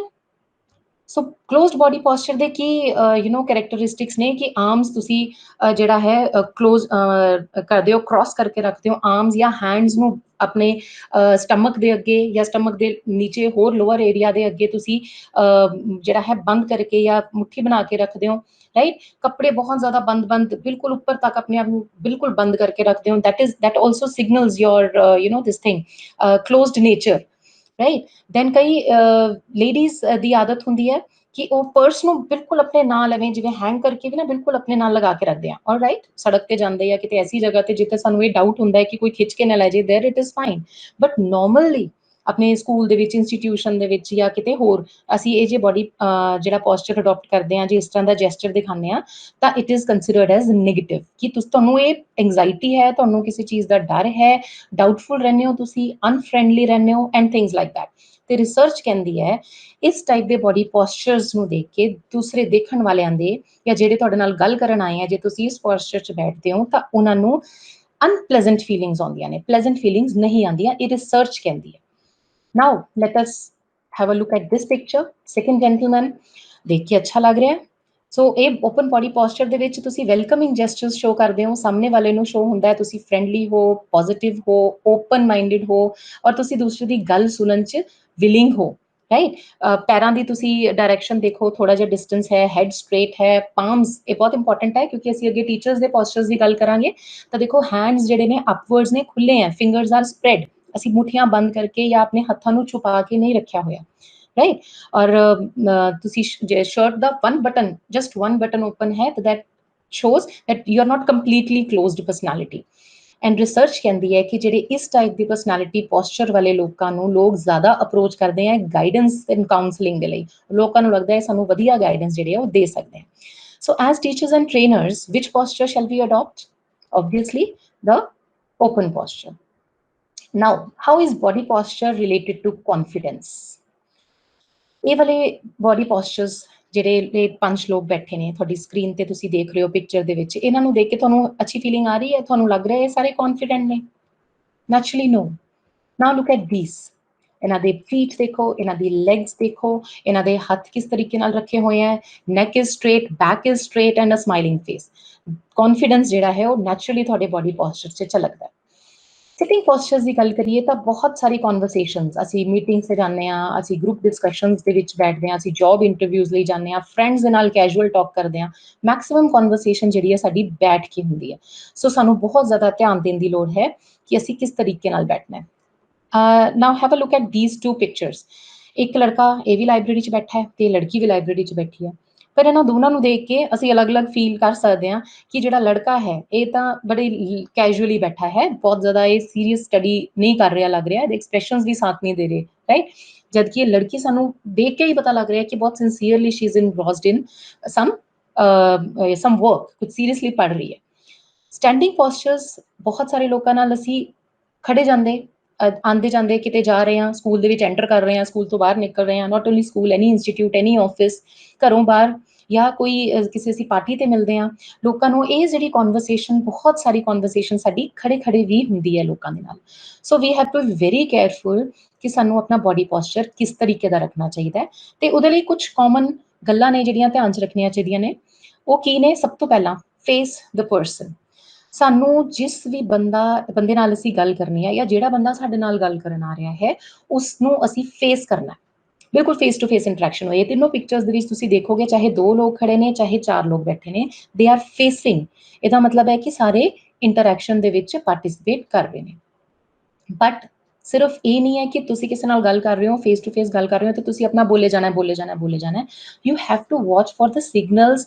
ਫਰੋਮ ਦੀ ਅਦਰ ਸਾਈਡ ਤੁਸੀਂ ਦੂਸਰੇ ਬੰਦੇ ਦੇ ਸਿਗਨਲ ਵੀ ਦੇਖਣੇ ਆ ਕਿ ਕੀ ਉਹ ਤੁਹਾਨੂੰ ਇੰਟਰਸਟਿਡ ਲੱਗ ਰਿਹਾ ਉਹਦੀ ਬੋਡੀ ਲੈਂਗੁਏਜ ਕੀ ਕਹਿ ਰਹੀ ਹੈ ਲੈਟਸ ਸੇ ਜਿਹੜੀ ਗਰਲ ਹੈ ਨੀਚੇ 올ਡ ਜੈਂਟਲਮੈਨ ਨਾਲ ਖੜੀ ਹੈ ਇਹ ਬਿਲਕੁਲ ਫੇਸ ਟੂ ਫੇਸ ਹੈ ਨਾ ਹਾਰਟ ਟੂ ਹਾਰਟ ਜਿਹੜਾ ਸਾਹਮਣੇ ਪੋਸਚਰ ਹੈ ਬਟ ਜੇ ਲੜਕੀ ਥੋੜੀ ਜਿਹੀ ਟਿਲਟ ਹੋ ਜੇ ਪਰਲੀ ਸਾਈਡ ਨੂੰ ਇਹਦੀ ਬੋਡੀ ਪੋਸਚਰ ਮੂਵ ਕਰ ਜੇ ਜਾਂ ਉਰਲੀ ਸਾਈਡ ਨੂੰ ਕਰ ਲੇ ਤਾਂ ਇਹਦਾ ਮਤਲਬ ਕੀ ਹੋਏਗਾ ਸ਼ੀ ਵਾਂਟਸ ਟੂ ਲੀਵ ਸੋ ਇਦਾਂ ਦੇ ਜਿਹੜੇ ਸਿਗਨਲਸ ਨੇ ਇਹ ਸਾਨੂੰ ਧਿਆਨ 'ਚ ਰੱਖਣੇ ਚਾਹੀਦੇ ਨੇ ਤਾਂ ਕਿ ਸਾਡੀ ਜਿਹੜੀ ਜਿਹੜਾ ਬੰਦਾ ਸਾਡੇ ਨਾਲ ਗੱਲ ਕਰਨ ਆਇਆ ਹੈ ਜਾਂ ਅਸੀਂ ਜਿਹਦੇ ਨਾਲ ਗੱਲ ਕਰ ਰਹੇ ਹਾਂ ਉਹਦੇ ਨਾਲ ਅਸੀਂ ਜ਼ਬਰਦਸਤੀ ਜਿਹੜੀ ਕਨਵਰਸੇਸ਼ਨ ਹੈ ਉਹ ਨਾ ਕਰੀਏ ਦੂਸਰੇ ਦੇ ਮੂਡ ਦੂਸਰੇ ਦੇ ਇਮੋਸ਼ਨਸ ਦੀ ਵੀ ਸਾਨੂੰ ਵੈਲਿਊ ਹੋਣੀ ਚਾਹੀਦੀ ਹੈ ਤੇ ਸਾਈਡ ਤੇ ਕੋਸ਼ਿਸ਼ ਕਰੋ ਘੱਟ ਤੋਂ ਘੱਟ ਬੈਠੋ I'll just zoom this screen ਇਹ ਲੜਕਾ ਦੇਖੋ orange cap ਵਾਲਾ ਇਹ ਸਾਈਡ ਤੇ ਬੈਠਾ ਹੈ and these two people are talking ਤੇ ਜੇ ਤੁਸੀਂ ਇਹ orange cap ਵਾਲੀ ਜਗ੍ਹਾ ਤੇ ਬੈਠੇ ਹੋ ਇਹਦਾ ਮਤਲਬ ਅਗਲੇ 2 ਬੰਦੇ ਤੁਹਾਨੂੰ ਇਨਵੋਲਵ ਨਹੀਂ ਕਰਨਾ ਚਾਹੁੰਦੇ it's better to leave right ਜਾਂ ਸਾਈਡ ਤੇ ਉਦੋਂ ਤੱਕ ਨਾ ਬੈਠੋ ਜਦ ਤੱਕ ਮਜਬੂਰੀ ਨਾ ਹੋਵੇ ਜਾਂ ਤਾਂ ਕਿਸੇ ਗਰੁੱਪ 'ਚ ਬੈਠੇ ਹੋ ਤਾਂ ਇਨਵੋਲਵ ਹੋਵੋ ਨਹੀਂ ਤਾਂ ਉਸ ਜਗ੍ਹਾ ਨੂੰ ਛੱਡ ਦਿਓ next is look into the eyes. It is very important ਕਿ ਤੁਹਾਡਾ ਪੋਸਚਰ ਇਸ ਤਰੀਕੇ ਦਾ ਹੋਵੇ ਕਿ ਤੁਸੀਂ ਸਾਹਮਣੇ ਵਾਲੇ ਦੇ ਨਾਲ ਆਈ ਟੂ ਆਈ ਕੰਟੈਕਟ ਕਰਕੇ ਗੱਲ ਕਰ ਸਕੋ। ਵੈਰੀ ਇੰਪੋਰਟੈਂਟ, ਡਾਇਰੈਕਟ ਆਈ ਕੰਟੈਕਟ ਮੇਨਟੇਨ ਕਰਨਾ। ਔਰ ਪਰ ਇਹਦਾ ਮਤਲਬ ਇਹ ਨਹੀਂ ਕਿ ਤੁਸੀਂ ਇਸ ਤਰੀਕੇ ਨਾਲ ਅਗਲੇ ਦੀ ਅੱਖਾਂ 'ਚ ਅੱਖਾਂ ਪਾ ਕੇ ਦੇਖਣਾ ਕਿ ਅਗਲਾ ਕੌਨਸ਼ੀਅਸ ਹੋ ਜਾਏ ਜਾਂ ਘਬਰਾ ਹੀ ਜਾਏ, right. So when you are talking appropriate Times ਤੇ ਆਈ ਕੰਟੈਕਟ ਮੇਨਟੇਨ ਕਰਨਾ ਬਹੁਤ ਇੰਪੋਰਟੈਂਟ ਹੈ। ਔਰ ਲੁਕਿੰਗ ਅਵੇ, ਜੇ ਤੁਸੀਂ ਇੱਧਰ ਉੱਧਰ ਦੇਖਦੇ ਹੋ ਤਾਂ ਦੈਟ ਮੀਨਸ ਤੁਹਾਡੇ 'ਚ lack of interest, you are not interested in the conversation. Next, very important, cross legs etiquettes. Cross legs ਸਾਨੂੰ ਕਦੋਂ ਕਰਨੀ ਚਾਹੀਦੀ ਹੈ, ਕਦੋਂ ਨਹੀਂ। ਗਰੁੱਪ ਡਿਸਕਸ਼ਨਸ ਦੇ ਵਿੱਚ ਸਪੈਸ਼ਲੀ ਮੇਲਸ ਲਈ ਤਾਂ ਸਟ੍ਰਿਕਟਲੀ ਨੋ ਹੈ। ਇਹ ਮੇਲਸ ਔਰ ਫੀਮੇਲਸ ਵਾਲੀ ਗੱਲ ਇਸ ਕਰਕੇ ਆ ਰਹੀ ਹੈ, ਇਹ ਬੋਡੀ ਲੈਂਗੁਏਜ ਆਪਣੇ ਆਪ 'ਚ ਬਹੁਤ ਵਾਸਟ ਟੌਪਿਕ ਹੈ, ਪੂਰਾ ਸਮੰਦਰ ਹੈ ਜਿਸ 'ਚ ਸਿਰਫ ਅਸੀਂ ਇੱਕ ਚੀਜ਼ ਅੱਜ ਪਿਕਅਪ ਕੀਤੀ ਹੈ, ਬੋਡੀ ਪੋਸਚਰਸ। ਸੋ ਇਹਦੇ 'ਚ ਜੈਂਡਰ ਡਿਫਰੈਂਸਿਸ ਵੀ ਆਉਂਦੇ ਆ। ਮੈਂ ਜ਼ਿਆਦਾ ਇਸ ਚੀਜ਼ ਦੇ ਵਿੱਚ ਨਹੀਂ ਜਾਊਂਗੀ ਕਿਉਂਕਿ ਬਹੁਤ ਟੈਕਨੀਕਲ ਚੀਜ਼ਾਂ ਨੇ ਹੋਰ, but just cross leg etiquette ਦੇ ਰਿਲੇਟਡ ਮੇਲਸ ਲਈ ਇਹ ਚੀਜ਼ ਬਿਲਕੁਲ ਨੋ ਹੈ, ਬਟ ਫੀਮੇਲਸ ਬਿਨਾਂ ਕਿਸੇ ਇਸ਼ੂ ਦੇ ਇਸ ਪੋਸਚਰ 'ਚ ਬੈਠ ਸਕਦੀਆਂ ਨੇ, ਈਵਨ ਫਾਰਮਲੀ। ਬਟ ਜੇ ਕਿਤੇ ਇੰਟਰਵਿਊ ਲਈ ਪ੍ਰੈਜ਼ੈਂਟ ਹੋਣਾ ਹੈ, ਤੁਸੀਂ ਸਾਰੇ ਜੌਬ ਦੇ ਵਿੱਚ ਹੋ, all right, but you are training the students. ਉਹਨਾਂ ਸਟੂਡੈਂਟਸ ਨੇ ਕੱਲ੍ਹ ਫੀਲਡ 'ਚ ਜਾਣਾ ਹੈ, ਡਿਫਰੈਂਟ ਜੌਬਸ ਲਈ ਉਹਨਾਂ ਨੇ ਅਪਲਾਈ ਕਰਨਾ ਹੈ, ਤੇ ਇੰਟਰਵਿਊ ਦੇ ਟਾਈਮ ਤੇ ਚਾਹੇ ਮੇਲ ਹੈ ਚਾਹੇ ਫੀਮੇਲ ਹੈ, ਉਹਨਾਂ ਨੂੰ ਇਹ ਸੀ ਵਾਲਾ ਜਿਹੜਾ ਹੈ, lady and gentleman both sitting straight, legs ਕਿਸ ਤਰੀਕੇ ਨਾਲ ਰੱਖੀਆਂ, ਹੱਥ ਥਾਈਜ਼ ਦੇ ਉੱਪਰ ਕਿਵੇਂ ਨੇ, ਬੈਕ ਸਟ੍ਰੇਟ ਹੈ, ਹੈਡ ਚਿਨ ਅਪ ਹੈ, ਇਸ ਟਾਈਪ ਦਾ ਪੋਸਚਰ ਜਿਹੜਾ ਹੈ ਕੌਨਫੀਡੈਂਸ ਸ਼ੋ ਕਰਦਾ ਹੈ, ਐਕਸੈਪਟੇਬਿਲਿਟੀ ਸ਼ੋ ਕਰਦਾ ਹੈ, ਰਾਈਟ। ਸੋ ਲਾਸਟ ਪਿਕਚਰ ਜਿਹੜੀ ਹੈ ਇਹਦੇ 'ਚ ਜੇ ਕ੍ਰਾਸ ਲੈਗ ਫੀਮੇਲਸ ਲਈ ਓਕੇ, ਬਟ ਜੇ ਕ੍ਰਾਸ ਲੈਗ ਦੇ ਨਾਲ ਕ੍ਰਾਸ ਆਰਮਸ ਆ ਗਈਆਂ then it becomes a negative gesture. ਇਹਦਾ ਮਤਲਬ ਹੈ ਕਿ ਤੁਸੀਂ ਬਿਲਕੁਲ ਵੀ ਇੰਟਰਸਟਿਡ ਨਹੀਂ ਹੋ ਕਿਸੇ ਨਾਲ ਗੱਲ ਕਰਨ ਦੇ ਲਈ ਜਾਂ ਕਿਸੇ ਦੀ ਗੱਲ ਈਵਨ ਸੁਣਨ ਦੇ ਲਈ। Now while standing, legs must not be crossed. ਖੜੇ ਹੋ ਕੇ ਵੀ ਜਿਹੜਾ ਹੈ ਸਾਨੂੰ ਲੈਗਸ ਕ੍ਰਾਸ ਨਹੀਂ ਕਰਨੀਆਂ ਚਾਹੀਦੀਆਂ। ਇਹ ਤੁਹਾਡਾ ਕਲੋਜ਼ ਨੇਚਰ ਪਹਿਲਾਂ ਵੀ ਅਸੀਂ ਕਰ ਚੁੱਕੇ ਹਾਂ, ਸ਼ੋ ਕਰਦਾ ਹੈ। ਇਸ ਤੇ ਅਸੀਂ ਜ਼ਿਆਦਾ ਟਾਈਮ ਨਹੀਂ ਲਗਾਵਾਂਗੇ। ਇਸ ਤਰ੍ਹਾਂ ਦਾ ਜੈਸਚਰ ਅਸੀਂ ਨੋਰਮਲੀ ਇੱਦਾਂ ਦਾ ਪੋਸਚਰ ਅਸੀਂ ਤਾਂ ਅਡੋਪਟ ਕਰਦੇ ਹਾਂ ਜਦੋਂ ਅਸੀਂ ਸਟ੍ਰੇਂਜਰਸ ਨਾਲ ਗੱਲ ਕਰਦੇ ਹਾਂ, ਜਿਨ੍ਹਾਂ ਨਾਲ ਅਸੀਂ ਕੰਫਰਟੇਬਲ ਫੀਲ ਨਹੀਂ ਕਰਦੇ, ਜਿਨ੍ਹਾਂ ਨਾਲ ਅਸੀਂ ਕੌਨਫੀਡੈਂਟ ਫੀਲ ਨਹੀਂ ਕਰਦੇ ਗੱਲ ਕਰਨ 'ਚ, ਰਾਈਟ। ਸੋ ਇਹ ਅਡੋਪਟ ਜਿਹੜਾ ਹੈ ਸਾਨੂੰ ਘੱਟ ਕਰਨਾ ਚਾਹੀਦਾ ਹੈ। ਓਕੇ, ਸਟ੍ਰੇਂਜਰਸ ਦੇ ਨਾਲ ਇਟਸ ਫਾਈਨ, ਬਟ ਜਿਹੜੇ ਲੋਕਾਂ ਨੂੰ ਅਸੀਂ ਜਾਣਦੇ ਹਾਂ ਜਾਂ ਬੱਚਿਆਂ ਦੇ ਸਾਹਮਣੇ, ਆਪਣੇ ਕੋਲੀਗਸ ਦੇ ਸਾਹਮਣੇ ਇਹ ਨਹੀਂ ਕਰਨਾ ਚਾਹੀਦਾ। ਸੋ ਕਿੱਦਾਂ ਦਾ ਕਰਨਾ ਚਾਹੀਦਾ ਹੈ? ਓਪਨ ਐਟੀਟਿਊਡ, ਇਹ ਲੈਗਸ ਫੀਟ ਦੇ ਵਿੱਚ ਥੋੜਾ ਜਿਹਾ distance, and hands and arms open, crossed ਨਹੀਂ ਹੋਣੀਆਂ ਚਾਹੀਦੀਆਂ arms. Then next is ankle lock. In this posture ਜਿਹੜੇ ਹੈ ਦੋਨੋਂ ਐਂਕਲਸ ਜਿਹੜੇ ਉਹ ਲੌਕ ਕਰਕੇ ਬੈਠਿਆ ਜਾਂ ਖੜਿਆ ਜਾਂਦਾ ਹੈ। ਇਹ ਵੀ ਇੱਕ ਨੈਗੇਟਿਵ ਪੋਸਚਰ ਇਸ ਲਈ ਹੈ ਕਿਉਂਕਿ ਇਹ ਇਸ ਚੀਜ਼ ਨੂੰ ਸਿੰਬਲਾਈਜ਼ ਕਰਦਾ ਹੈ ਕਿ ਤੁਹਾਨੂੰ ਕਿਸੇ ਦਾ ਡਰ ਹੈ, ਕਿਸੇ ਚੀਜ਼ ਦਾ ਡਾਊਟ ਹੈ, ਜਾਂ ਤੁਸੀਂ ਜਿਹੜਾ ਤੁਹਾਡੇ ਕੋਈ ਨੈਗੇਟਿਵ ਇਮੋਸ਼ਨ ਤੁਸੀਂ ਹਾਈਡ ਕਰ ਰਹੇ ਹੋ। ਇਹ ਟੈਨਸ਼ਨ, ਇਹ ਫੀਅਰ, ਇਹ ਨੈਗੇਟਿਵ ਇਮੋਸ਼ਨਸ ਹੈ ਔਰ ਇਹਨੂੰ ਤੁਸੀਂ ਛੁਪਾਉਣ ਦੀ ਕੋਸ਼ਿਸ਼ ਕਰ ਰਹੇ ਹੋ।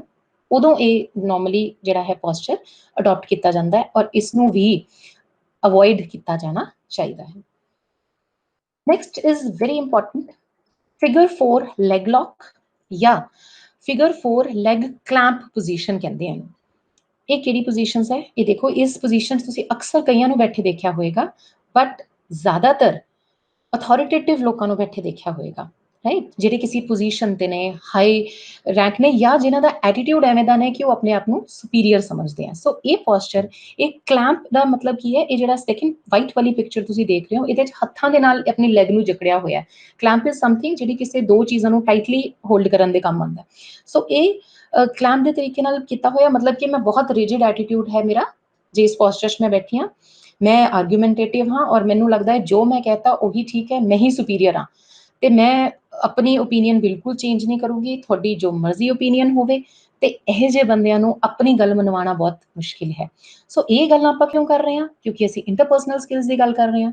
ਜੇ ਅਸੀਂ ਕਿਸੇ ਐਸੇ ਇਨਸਾਨ ਨੂੰ ਮਿਲ ਰਹੇ ਹਾਂ ਜੋ ਇਸ ਪੋਸਚਰ 'ਚ ਬੈਠਾ ਹੈ, ਤਾਂ ਬਹਿਸਬਾਜ਼ੀ 'ਚ ਪੈਣ ਦੀ ਬਜਾਏ ਕੁਝ ਹੋਰ ਸਟ੍ਰੈਟਜੀਜ਼ ਸੋਚ ਕੇ ਉਸਨੂੰ ਆਪਣੀ ਗੱਲ ਮਨਵਾਉਣ ਦੀ ਕੋਸ਼ਿਸ਼ ਕਰਨੀ ਚਾਹੀਦੀ ਹੈ, ਤਾਂ ਕਿ ਕੌਨਫਲਿਕਟਸ ਨਾ ਹੋਣ। ਨਹੀਂ ਤਾਂ ਤੁਸੀਂ ਜਿੰਨਾ ਮਰਜ਼ੀ ਕੋਸ਼ਿਸ਼ ਕਰੀ ਜਾਓ, that person will not move a bit. Next is sit or stand erect. ਜਦੋਂ ਵੀ ਅਸੀਂ ਬੈਠਣਾ ਹੈ ਜਾਂ ਖੜੇ ਹੋਣਾ ਹੈ, ਸਿੱਧਾ ਸਟ੍ਰੇਟ ਬੈਠੋ, ਬੈਕ ਸਟ੍ਰੇਟ, ਸਪਾਈਨ ਤੁਹਾਡੀ ਸਟ੍ਰੇਟ ਹੋਵੇ, ਹੈਡ ਅਪ ਹੋਵੇ।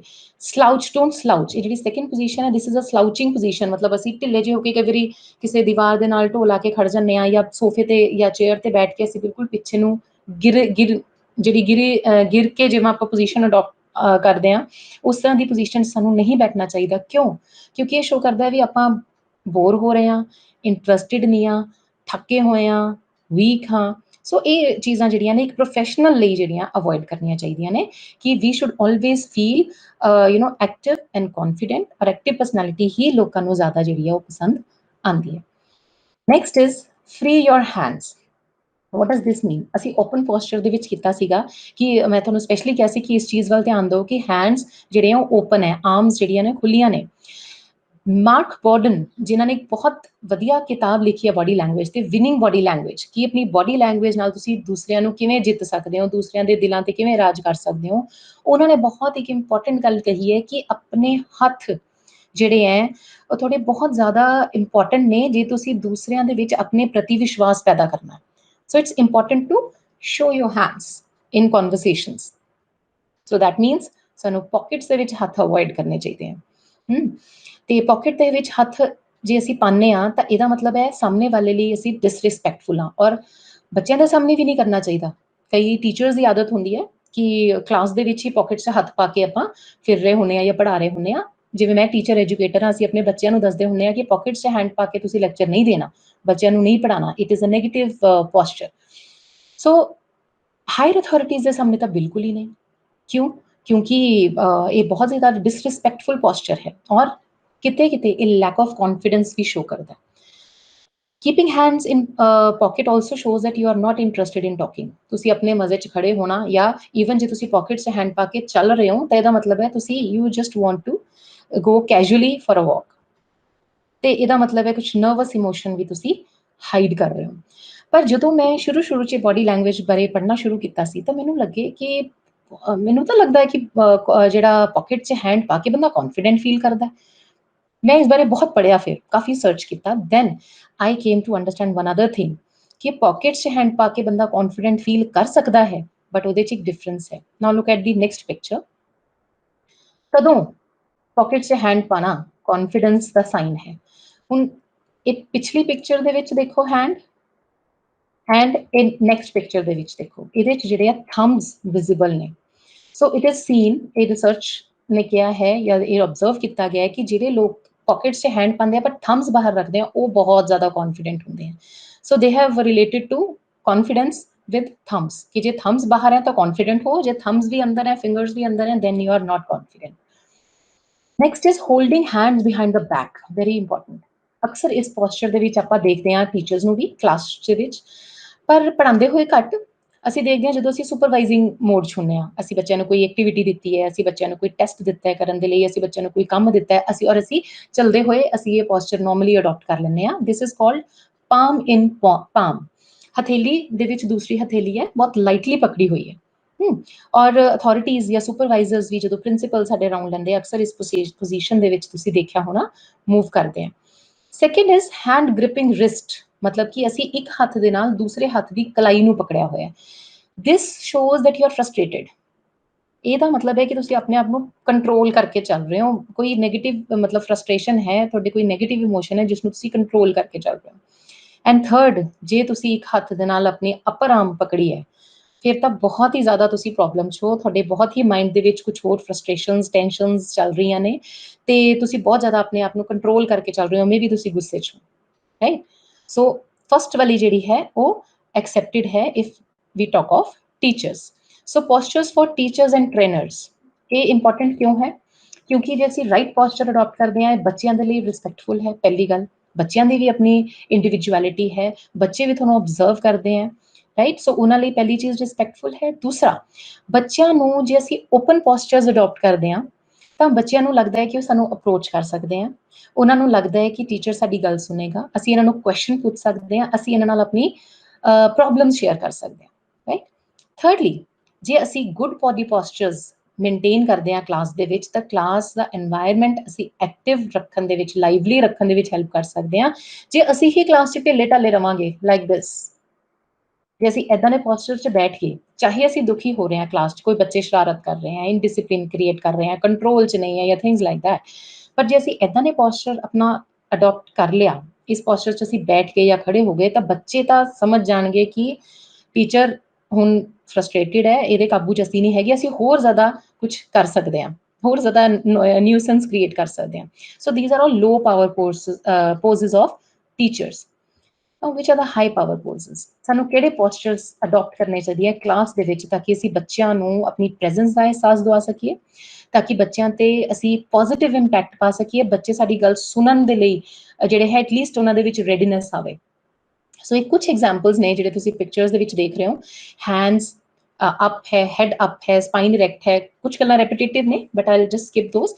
ਵੇਸਟ ਦੇ ਉੱਪਰ ਹੱਥ ਰੱਖ ਰਹੇ ਹੋ ਬਟ ਨਾਲ ਜੇ ਸਮਾਈਲ ਹੈ, then this posture is okay, high power posture है, ठीक है। और दूसरा जो लास्ट पिक्चर है, हम तुसी सोच रहे होवोगे कि इससे क्रॉस्ड आर्म्स है, राइट, ते क्रॉस्ड आर्म्स ਤਾਂ नेगेटिव है, बट तुसी ये देखो कि इस टाइम वो बोल नहीं रहे, ये ਜਿਹੜੇ ਟੀਚਰ ਨੇ ਇਹ ऑब्जर्व कर रहे हैं। ऑब्जर्व ਕਰਨ ਦੇ ਟਾਈਮ ਤੇ ਇਟਸ ਫਾਈਨ, ਕਿਉਂਕਿ ਤੁਸੀਂ ਨਹੀਂ ਚਾਹੁੰਦੇ ਸਪੋਜ਼ ਬੱਚਾ ਟੈਸਟ ਕਰ ਰਿਹਾ, ਤੁਸੀਂ ਨਹੀਂ ਚਾਹੁੰਦੇ ਬੱਚਾ ਤੁਹਾਨੂੰ ਕੁਝ ਪੁੱਛੇ, ਤੁਸੀਂ ਨਹੀਂ ਚਾਹੁੰਦੇ ਕਿ ਬੱਚਾ ਜਿਹੜਾ ਹੈ ਤੁਹਾਨੂੰ ਅਪਰੋਚ ਕਰੇ, ਉਹ ਆਪਣੇ ਆਪ ਕਰੇ।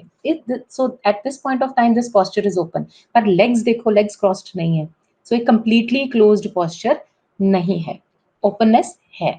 ਸੋ ਸਭ ਤੋਂ ਪਹਿਲਾਂ ਤਾਂ ਜਦੋਂ ਅਸੀਂ ਈਵਨ ਐਂਟਰ ਕਰਦੇ ਹਾਂ ਕਲਾਸ 'ਚ, ਸਾਨੂੰ ਉਸ ਟਾਈਮ ਹੀ ਅਸੀਂ ਮੂਵਮੈਂਟ ਦੇ ਵਿੱਚ ਹਾਂ, ਸੋ ਮੂਵਮੈਂਟ ਦੇ ਵਿੱਚ ਹੀ ਸਾਡਾ ਪੋਸਚਰ ਜਿਹੜਾ ਹੈ ਕਰੈਕਟ ਹੋਣਾ ਚਾਹੀਦਾ, ਸਟ੍ਰੇਟ ਪੋਸਚਰ ਹੋਣਾ ਚਾਹੀਦਾ ਹੈ। ਜੇ ਅਸੀਂ ਹਾਈ ਪਾਵਰ ਪੋਸਚਰਸ ਨੂੰ ਪ੍ਰੈਕਟਿਸ ਕਰਦੇ ਹਾਂ, ਰਿਸਰਚ ਬੋਲਦੀ ਹੈ ਕਿ ਜੇ ਅਸੀਂ ਪਹਿਲਾਂ ਹੀ ਅਸੀਂ ਕਨਫਿਊਜ਼ਡ ਹਾਂ, ਅਸੀਂ ਨਰਵਸ ਹਾਂ, ਅਸੀਂ ਪਰੇਸ਼ਾਨ ਹਾਂ, ਘਰੋਂ ਲੜ ਕੇ ਆਏ ਹਾਂ ਜਾਂ ਐਡਮਿਨਿਸਟ੍ਰੇਟਰਸ ਨੇ ਕੁਝ ਕਹਿਤਾ, ਅਸੀਂ ਜਿੰਨੇ ਮਰਜ਼ੀ ਪਰੇਸ਼ਾਨ ਹੋਈਏ, ਪਰ ਅਸੀਂ ਕਲਾਸ ਦੇ ਵਿੱਚ ਤਾਂ ਕੌਨਫੀਡੈਂਟਲੀ ਐਂਟਰ ਕਰਨਾ ਹੈ। ਕਲਾਸ ਦੇ ਬੱਚਿਆਂ ਦੇ ਸਾਹਮਣੇ ਤਾਂ ਅਸੀਂ ਆਪਣੀ ਪ੍ਰੋਬਲਮ ਨਹੀਂ ਰੱਖ ਸਕਦੇ, ਅਸੀਂ ਤਾਂ ਉਹਨਾਂ ਨੂੰ ਪੜ੍ਹਾਉਣ ਜਾ ਰਹੇ ਹਾਂ। So if we practice all these postures beforehand, class enter ਕਰਨ ਤੋਂ ਪਹਿਲੇ ਅਸੀਂ ਥੋੜਾ ਜਿਹਾ ਕੌਨਸ਼ੀਅਸਲੀ ਇਸ ਤੇ ਵਰਕ ਕਰੀਏ, ਤਾਂ ਨੈਚੁਰਲੀ ਹੀ ਅਸੀਂ ਉਸ ਫੀਲਿੰਗ ਨੂੰ ਜਿਹੜੀ ਸਾਡੇ ਮਾਈਂਡ ਦੇ ਵਿੱਚ ਚੱਲ ਰਹੀ ਹੈ, ਅਸੀਂ ਓਵਰਕਮ ਕਰ ਪਾਵਾਂਗੇ। ਨੈਕਸਟ, ਇਹ ਟੀਚਰਸ ਲਈ ਕੁਝ ਜ਼ਰੂਰੀ ਚੀਜ਼ਾਂ ਨੇ, ਜਿਹੜੀਆਂ ਕੁਝ ਚੀਜ਼ਾਂ ਰਿਪੀਟ ਹੋਣਗੀਆਂ, ਉਹਨੂੰ ਮੈਂ ਸਕਿਪ ਕਰ ਦਾਂਗੀ, ਬਟ ਇਹ ਇੰਪੋਰਟੈਂਟ ਹੈ ਇਹ ਦੱਸਣ ਲਈ ਕਿ ਟੀਚਰਸ ਵਾਸਤੇ ਇੰਪੋਰਟੈਂਟ ਹੈ। So that's why I have included them in my slides। Maintain erect posture, ਜਦੋਂ ਤੁਸੀਂ ਐਡਰੈਸ ਕਰ ਰਹੇ ਹੋ ਕਲਾਸ ਨੂੰ, ਸਾਹਮਣੇ ਹੋ ਤਾਂ ਤੁਸੀਂ ਬਿਲਕੁਲ ਸਟ੍ਰੇਟ ਖੜੇ ਹੋਣਾ ਹੈ। ਸੈਗਿੰਗ ਪੋਸਚਰ, ਢਿੱਲਾ ਢਾਲਾ ਪੋਸਚਰ ਬੱਚਿਆਂ ਨੂੰ ਡਾਊਟ ਕ੍ਰੀਏਟ ਕਰਦਾ ਹੈ ਕਿ ਤੁਸੀਂ ਕੌਨਫੀਡੈਂਟ ਨਹੀਂ ਹੋ, ਤੁਹਾਨੂੰ ਮੇਬੀ ਕੰਟੈਂਟ ਨਹੀਂ ਆਉਂਦਾ, ਜਾਂ ਤੁਸੀਂ ਪੜ੍ਹਾਉਣ 'ਚ ਇੰਟਰਸਟਿਡ ਨਹੀਂ ਹੋ, ਐਂਡ ਥਿੰਗਸ ਲਾਈਕ ਦੈਟ। ਔਰ ਇਹ ਟਰਬਲ ਮੇਕਰਸ ਨੂੰ ਇਨਕਰੇਜ ਕਰੇਗਾ ਕਿ ਅਸੀਂ ਤਾਂ ਹੋਰ ਪਰੇਸ਼ਾਨ ਕਰਨਾ ਹੈ ਟੀਚਰ ਨੂੰ, ਅੱਜ ਟੀਚਰ ਠੀਕ ਨਹੀਂ ਹੈ ਜਾਂ ਟੀਚਰ ਪਰੇਸ਼ਾਨ ਹੈ, ਰਾਈਟ, ਜਾਂ ਟੀਚਰ ਨੂੰ ਕੁਝ ਆਉਂਦਾ ਨਹੀਂ ਹੈ, ਉਹਨਾਂ ਨੂੰ ਐਂ ਲੱਗੇਗਾ ਵੀ ਇਹ ਢਿੱਲਾ ਢਾਲਾ ਜਿਹਾ ਖੜੇ ਹੈ, ਕੌਨਫੀਡੈਂਟ ਨਹੀਂ ਹੈ, ਸੋ ਇਹ ਤੰਗ ਕਰ ਸਕਦੇ ਆ, ਉਹਨਾਂ ਨੂੰ ਲਿਬਰਟੀ ਮਿਲ ਜਾਏਗੀ। ਅਵੋਇਡ ਹੈਂਡਸ ਇਨ ਪੋਕਟ, ਇਹ ਅਸੀਂ ਪਹਿਲਾਂ ਗੱਲ ਕਰ ਚੁੱਕੇ ਹਾਂ ਕਿ ਹੈਂਡਸ ਅਸੀਂ ਜੇ ਪੋਕਟ 'ਚ ਪਾਉਂਦੇ ਹਾਂ ਤਾਂ ਨੈਗੇਟਿਵ ਜੈਸਚਰ ਹੈ, ਪਰ ਬੱਚਿਆਂ ਦੇ ਸਾਹਮਣੇ ਇਸਦਾ ਕੀ ਅਸਰ ਹੁੰਦਾ ਹੈ, ਬੱਚਿਆਂ ਨੂੰ ਵੀ ਇਹ ਐਵੇਂ ਲੱਗਦਾ ਹੈ ਕਿ ਤੁਸੀਂ ਡਿਫੈਂਸਿਵ ਹੋ, ਕਲੋਜ਼ਡ ਹੋ, ਔਰ ਤੁਹਾਨੂੰ ਅਪਰੋਚ ਕਰਨ ਦੇ ਲਈ ਉਹ ਜਿਹੜਾ ਹੈ ਥੋੜਾ ਜਿਹਾ ਕਤਰਾਣਗੇ। ਔਰ ਕਮਿਊਨੀਕੇਸ਼ਨ ਲਈ ਬਹੁਤ ਜ਼ਰੂਰੀ ਹੈ ਕਿ ਤੁਸੀਂ ਆਪਣੇ ਹੈਂਡਸ ਯੂਜ਼ ਕਰੋ, ਕਿਉਂਕਿ ਜੈਸਚਰਸ ਜਿਹੜੇ ਹੱਥਾਂ ਨਾਲ ਅਸੀਂ ਜੈਸਚਰਸ ਯੂਜ਼ ਕਰਦੇ ਹਾਂ, ਉਹ ਸਾਡੀ ਕਮਿਊਨੀਕੇਸ਼ਨ ਦਾ ਬਹੁਤ ਇੰਪੋਰਟੈਂਟ ਪਾਰਟ ਨੇ। ਜੇ ਤੁਸੀਂ ਪਾਕਟਸ ਦੇ ਵਿੱਚ ਹੈਂਡ ਪਾ ਕੇ ਗੱਲ ਕਰ ਰਹੇ ਹੋ ਬੱਚਿਆਂ ਦੇ ਨਾਲ ਜਾਂ ਕੰਟੈਂਟ ਡਿਲੀਵਰ ਕਰ ਰਹੇ ਹੋ, ਤਾਂ ਉਹ ਇੰਨਾ ਇਫੈਕਟਿਵਲੀ ਨਹੀਂ ਹੋ ਪਾਏਗਾ। ਅਵੋਇਡ ਡੋਮੀਨੈਂਟ ਪੋਸਚਰਸ ਐਕਸੈਸਿਵਲੀ, ਕਦੀ ਕਦੀ ਕਿਸੇ ਨੂੰ ਬੱਚੇ ਨੂੰ ਡਾਂਟਣਾ ਹੈ, ਦੈਨ ਇਟਸ ਫਾਈਨ, ਬਟ ਜੇ ਅਸੀਂ ਜ਼ਿਆਦਾ ਹੀ ਇਹ ਵਾਲਾ ਪੋਸਚਰ ਅਡੋਪਟ ਕਰਦੇ ਹਾਂ, ਨੈਗੇਟਿਵ ਐਕਸਪ੍ਰੈਸ਼ਨਸ ਦੇ ਨਾਲ ਅਕੰਪਨੀ ਜੇ ਕਰ ਰਿਹਾ ਉਹ ਪੋਸਚਰ, ਤਾਂ ਇਹ ਨੈਗੇਟਿਵ ਹੈ, ਇਸ ਨੂੰ ਅਡੋਪਟ ਨਹੀਂ ਕਰਨਾ ਚਾਹੀਦਾ। ਹੁਣ ਕੁਝ ਪਿਕਚਰਸ ਨੇ ਜੋ ਕਿ ਮੈਂ ਬਹੁਤ ਹਰੀਲੀ ਤੁਹਾਨੂੰ ਸ਼ੋ ਕਰਾਂਗੀ, ਜਿਹੜੇ ਅਸੀਂ ਹੁਣ ਤੱਕ ਪੋਸਚਰਸ ਦੀ ਗੱਲ ਕੀਤੀ, ਓਪਨ ਪੋਸਚਰਸ ਜਿਹਦੇ 'ਚ ਫੀਟ ਦੇ ਵਿੱਚ ਇੱਕ ਐਪਰੋਪਰੀਏਟ ਡਿਸਟੈਂਸ ਹੁੰਦਾ, ਹੱਥ ਆਰਮਸ ਸਾਡੇ ਖੁੱਲੇ ਲੂਜ਼ ਹੁੰਦੇ ਆ, ਅਸੀਂ ਕ੍ਰੋਸਡ ਨਹੀਂ ਕਰਨੇ, ਜਾਂ ਪਾਮਸ ਜਿਹੜੇ ਸਾਡੇ ਹਥੇਲੀਆਂ ਨੇ ਉਹ ਜਿਹੜੇ ਇਹ ਖੁੱਲੀਆਂ ਹੋਣੀਆਂ ਚਾਹੀਦੀਆਂ ਨੇ। ਇਹ ਸਾਰੀਆਂ ਚੀਜ਼ਾਂ ਤੁਸੀਂ ਇਹ ਪਿਕਚਰਸ ਦੇ ਵਿੱਚ ਆਬਜ਼ਰਵ ਕਰ ਸਕਦੇ ਹੋ। ਸੋ that means these postures are correct। Next, ਇਹ ਤਿੰਨੋਂ ਪਿਕਚਰਸ ਵਿੱਚ ਵੀ ਦੇਖੋ, ਹੁਣ ਤੱਕ ਅਸੀਂ ਜਿਹੜੀਆਂ ਗੱਲਾਂ ਕੀਤੀਆਂ, ਇਹ ਨੋ ਡਾਊਟ ਥਰਡ ਪਿਕਚਰ ਦੇ ਵਿੱਚ ਥੋੜਾ ਜਿਹਾ ਬੈਂਚ ਦਾ ਡੈਸਕ ਦਾ ਸਹਾਰਾ ਲਿਆ ਹੋਇਆ ਟੀਚਰ ਨੇ, but it's fine, the posture is open, right. So ਇਹ ਵੀ ਤਿੰਨੋਂ ਪੋਸਚਰਸ ਜਿਹੜੇ ਨੇ ਐਕਸੈਪਟੇਬਲ ਨੇ from teachers and trainers point of view. ਇੱਕ ਇਹ ਪੋਸਚਰ ਬੜਾ ਜ਼ਰੂਰੀ ਹੈ ਜੀ। ਨੋ ਡਾਊਟ ਤੁਸੀਂ ਸਾਰੇ ਵੋਕੇਸ਼ਨਲ ਟੀਚਰਸ ਹੋ, ਪ੍ਰੈਕਟੀਕਲ ਐਸਪੈਕਟਸ ਨਾਲ ਜ਼ਿਆਦਾ ਡੀਲ ਕਰਦੇ ਹੋ, ਬਟ ਥਿਊਰੀ ਵੀ ਤੁਹਾਡਾ ਇੰਪੋਰਟੈਂਟ ਪਾਰਟ ਡੈਫੀਨੇਟਲੀ ਹੋਏਗੀ। ਤਾਂ ਕਦੀ ਤੁਸੀਂ ਬੋਰਡ ਯੂਜ਼ ਕਰਨਾ ਹੋਵੇ ਤਾਂ ਬਿਲਕੁਲ ਜਿਹੜੀ ਹੈ ਬੋਰਡ ਨੂੰ ਕਵਰ ਕਰਦਾ ਹੋਇਆ ਪੋਸਚਰ ਜਿਹੜਾ ਅਡੋਪਟ ਕਰਨਾ ਚਾਹੀਦਾ ਹੈ। ਤੇ ਇਹ ਥੋੜਾ ਜਿਹਾ ਟੇਢਾ ਪੋਸਚਰ, ਮਤਲਬ ਬੋਰਡ ਤੇ ਬੋਰਡ ਤੋਂ ਥੋੜਾ ਜਿਹਾ ਟਿਲਟਡ ਪੋਸਚਰ ਹੋਵੇ, ਤਾਂ ਕਿ ਜੋ ਤੁਸੀਂ ਲਿਖ ਰਹੇ ਹੋ ਤੁਹਾਡਾ ਹੱਥ ਨਜ਼ਰ ਆਵੇ ਬੱਚਿਆਂ ਨੂੰ ਲਿਖਦੇ ਹੋਏ, ਜਾਂ ਜੇ ਤੁਸੀਂ ਕੁਝ ਬੋਰਡ ਤੋਂ ਸਿਖਾ ਰਹੇ ਹੋ ਤਾਂ ਤੁਸੀਂ ਇੱਕ ਸਾਈਡ ਤੇ ਖੜੇ ਹੋ ਕੇ ਆਪਣਾ ਪੋਸਚਰ ਜਿਹੜਾ ਹੈ ਉਹ ਅਜ਼ਿਊਮ ਕਰਨਾ ਹੈ, ਤਾਂ ਕਿ ਬੱਚਿਆਂ ਨੂੰ ਸਭ ਕੁਝ ਈਜ਼ਲੀ ਨਜ਼ਰ ਆਏ। ਨਹੀਂ ਤਾਂ ਬੱਚਿਆਂ ਨੂੰ ਫਿਰ ਕੀ ਮਿਲ ਜਾਂਦਾ, ਇੱਕ ਬਹਾਨਾ ਕਿ ਸਾਨੂੰ ਨਜ਼ਰ ਨਹੀਂ ਆ ਰਿਹਾ ਜੀ, ਦਿਖ ਨਹੀਂ ਰਿਹਾ ਜੀ, ਸਪੈਲਿੰਗ ਗਲਤ ਲਿਖ ਲਿਆ ਜੀ, ਸਾਡਾ ਪੂਰਾ ਨਹੀਂ ਹੋਇਆ, ਐਂਡ ਬਹੁਤ ਸਾਰੇ ਹੋਰ ਕਲਾਸਰੂਮ ਮੈਨੇਜਮੈਂਟ ਨਾਲ ਰਿਲੇਟਡ ਪ੍ਰੋਬਲਮਸ ਜਿਹੜੀਆਂ ਨੇ ਉਹ ਆ ਸਕਦੀਆਂ ਨੇ ਜੇ ਤੁਸੀਂ ਬੋਰਡ ਤੇ ਲਿਖਦੇ ਹੋਏ ਆਪਣਾ ਸਹੀ ਪੋਸਚਰ ਅਡੋਪਟ नहीं करते। Now look at this picture, what do you feel कि ये गल करते करते इस टाइप का पोस्चर अडॉप्ट करना या इस टाइप का जेस्चर शो करना सही है? No, you are getting into personal space of the other person, ਤੁਸੀਂ ਅਗਲੇ ਬੰਦੇ ਦੀ ਪਰਸਨਲ ਸਪੇਸ ਦੇ ਵਿੱਚ ਐਂਟਰ ਕਰ ਰਹੇ ਹੋ, ਵਿਚ ਇਜ਼ ਰੋਂਗ।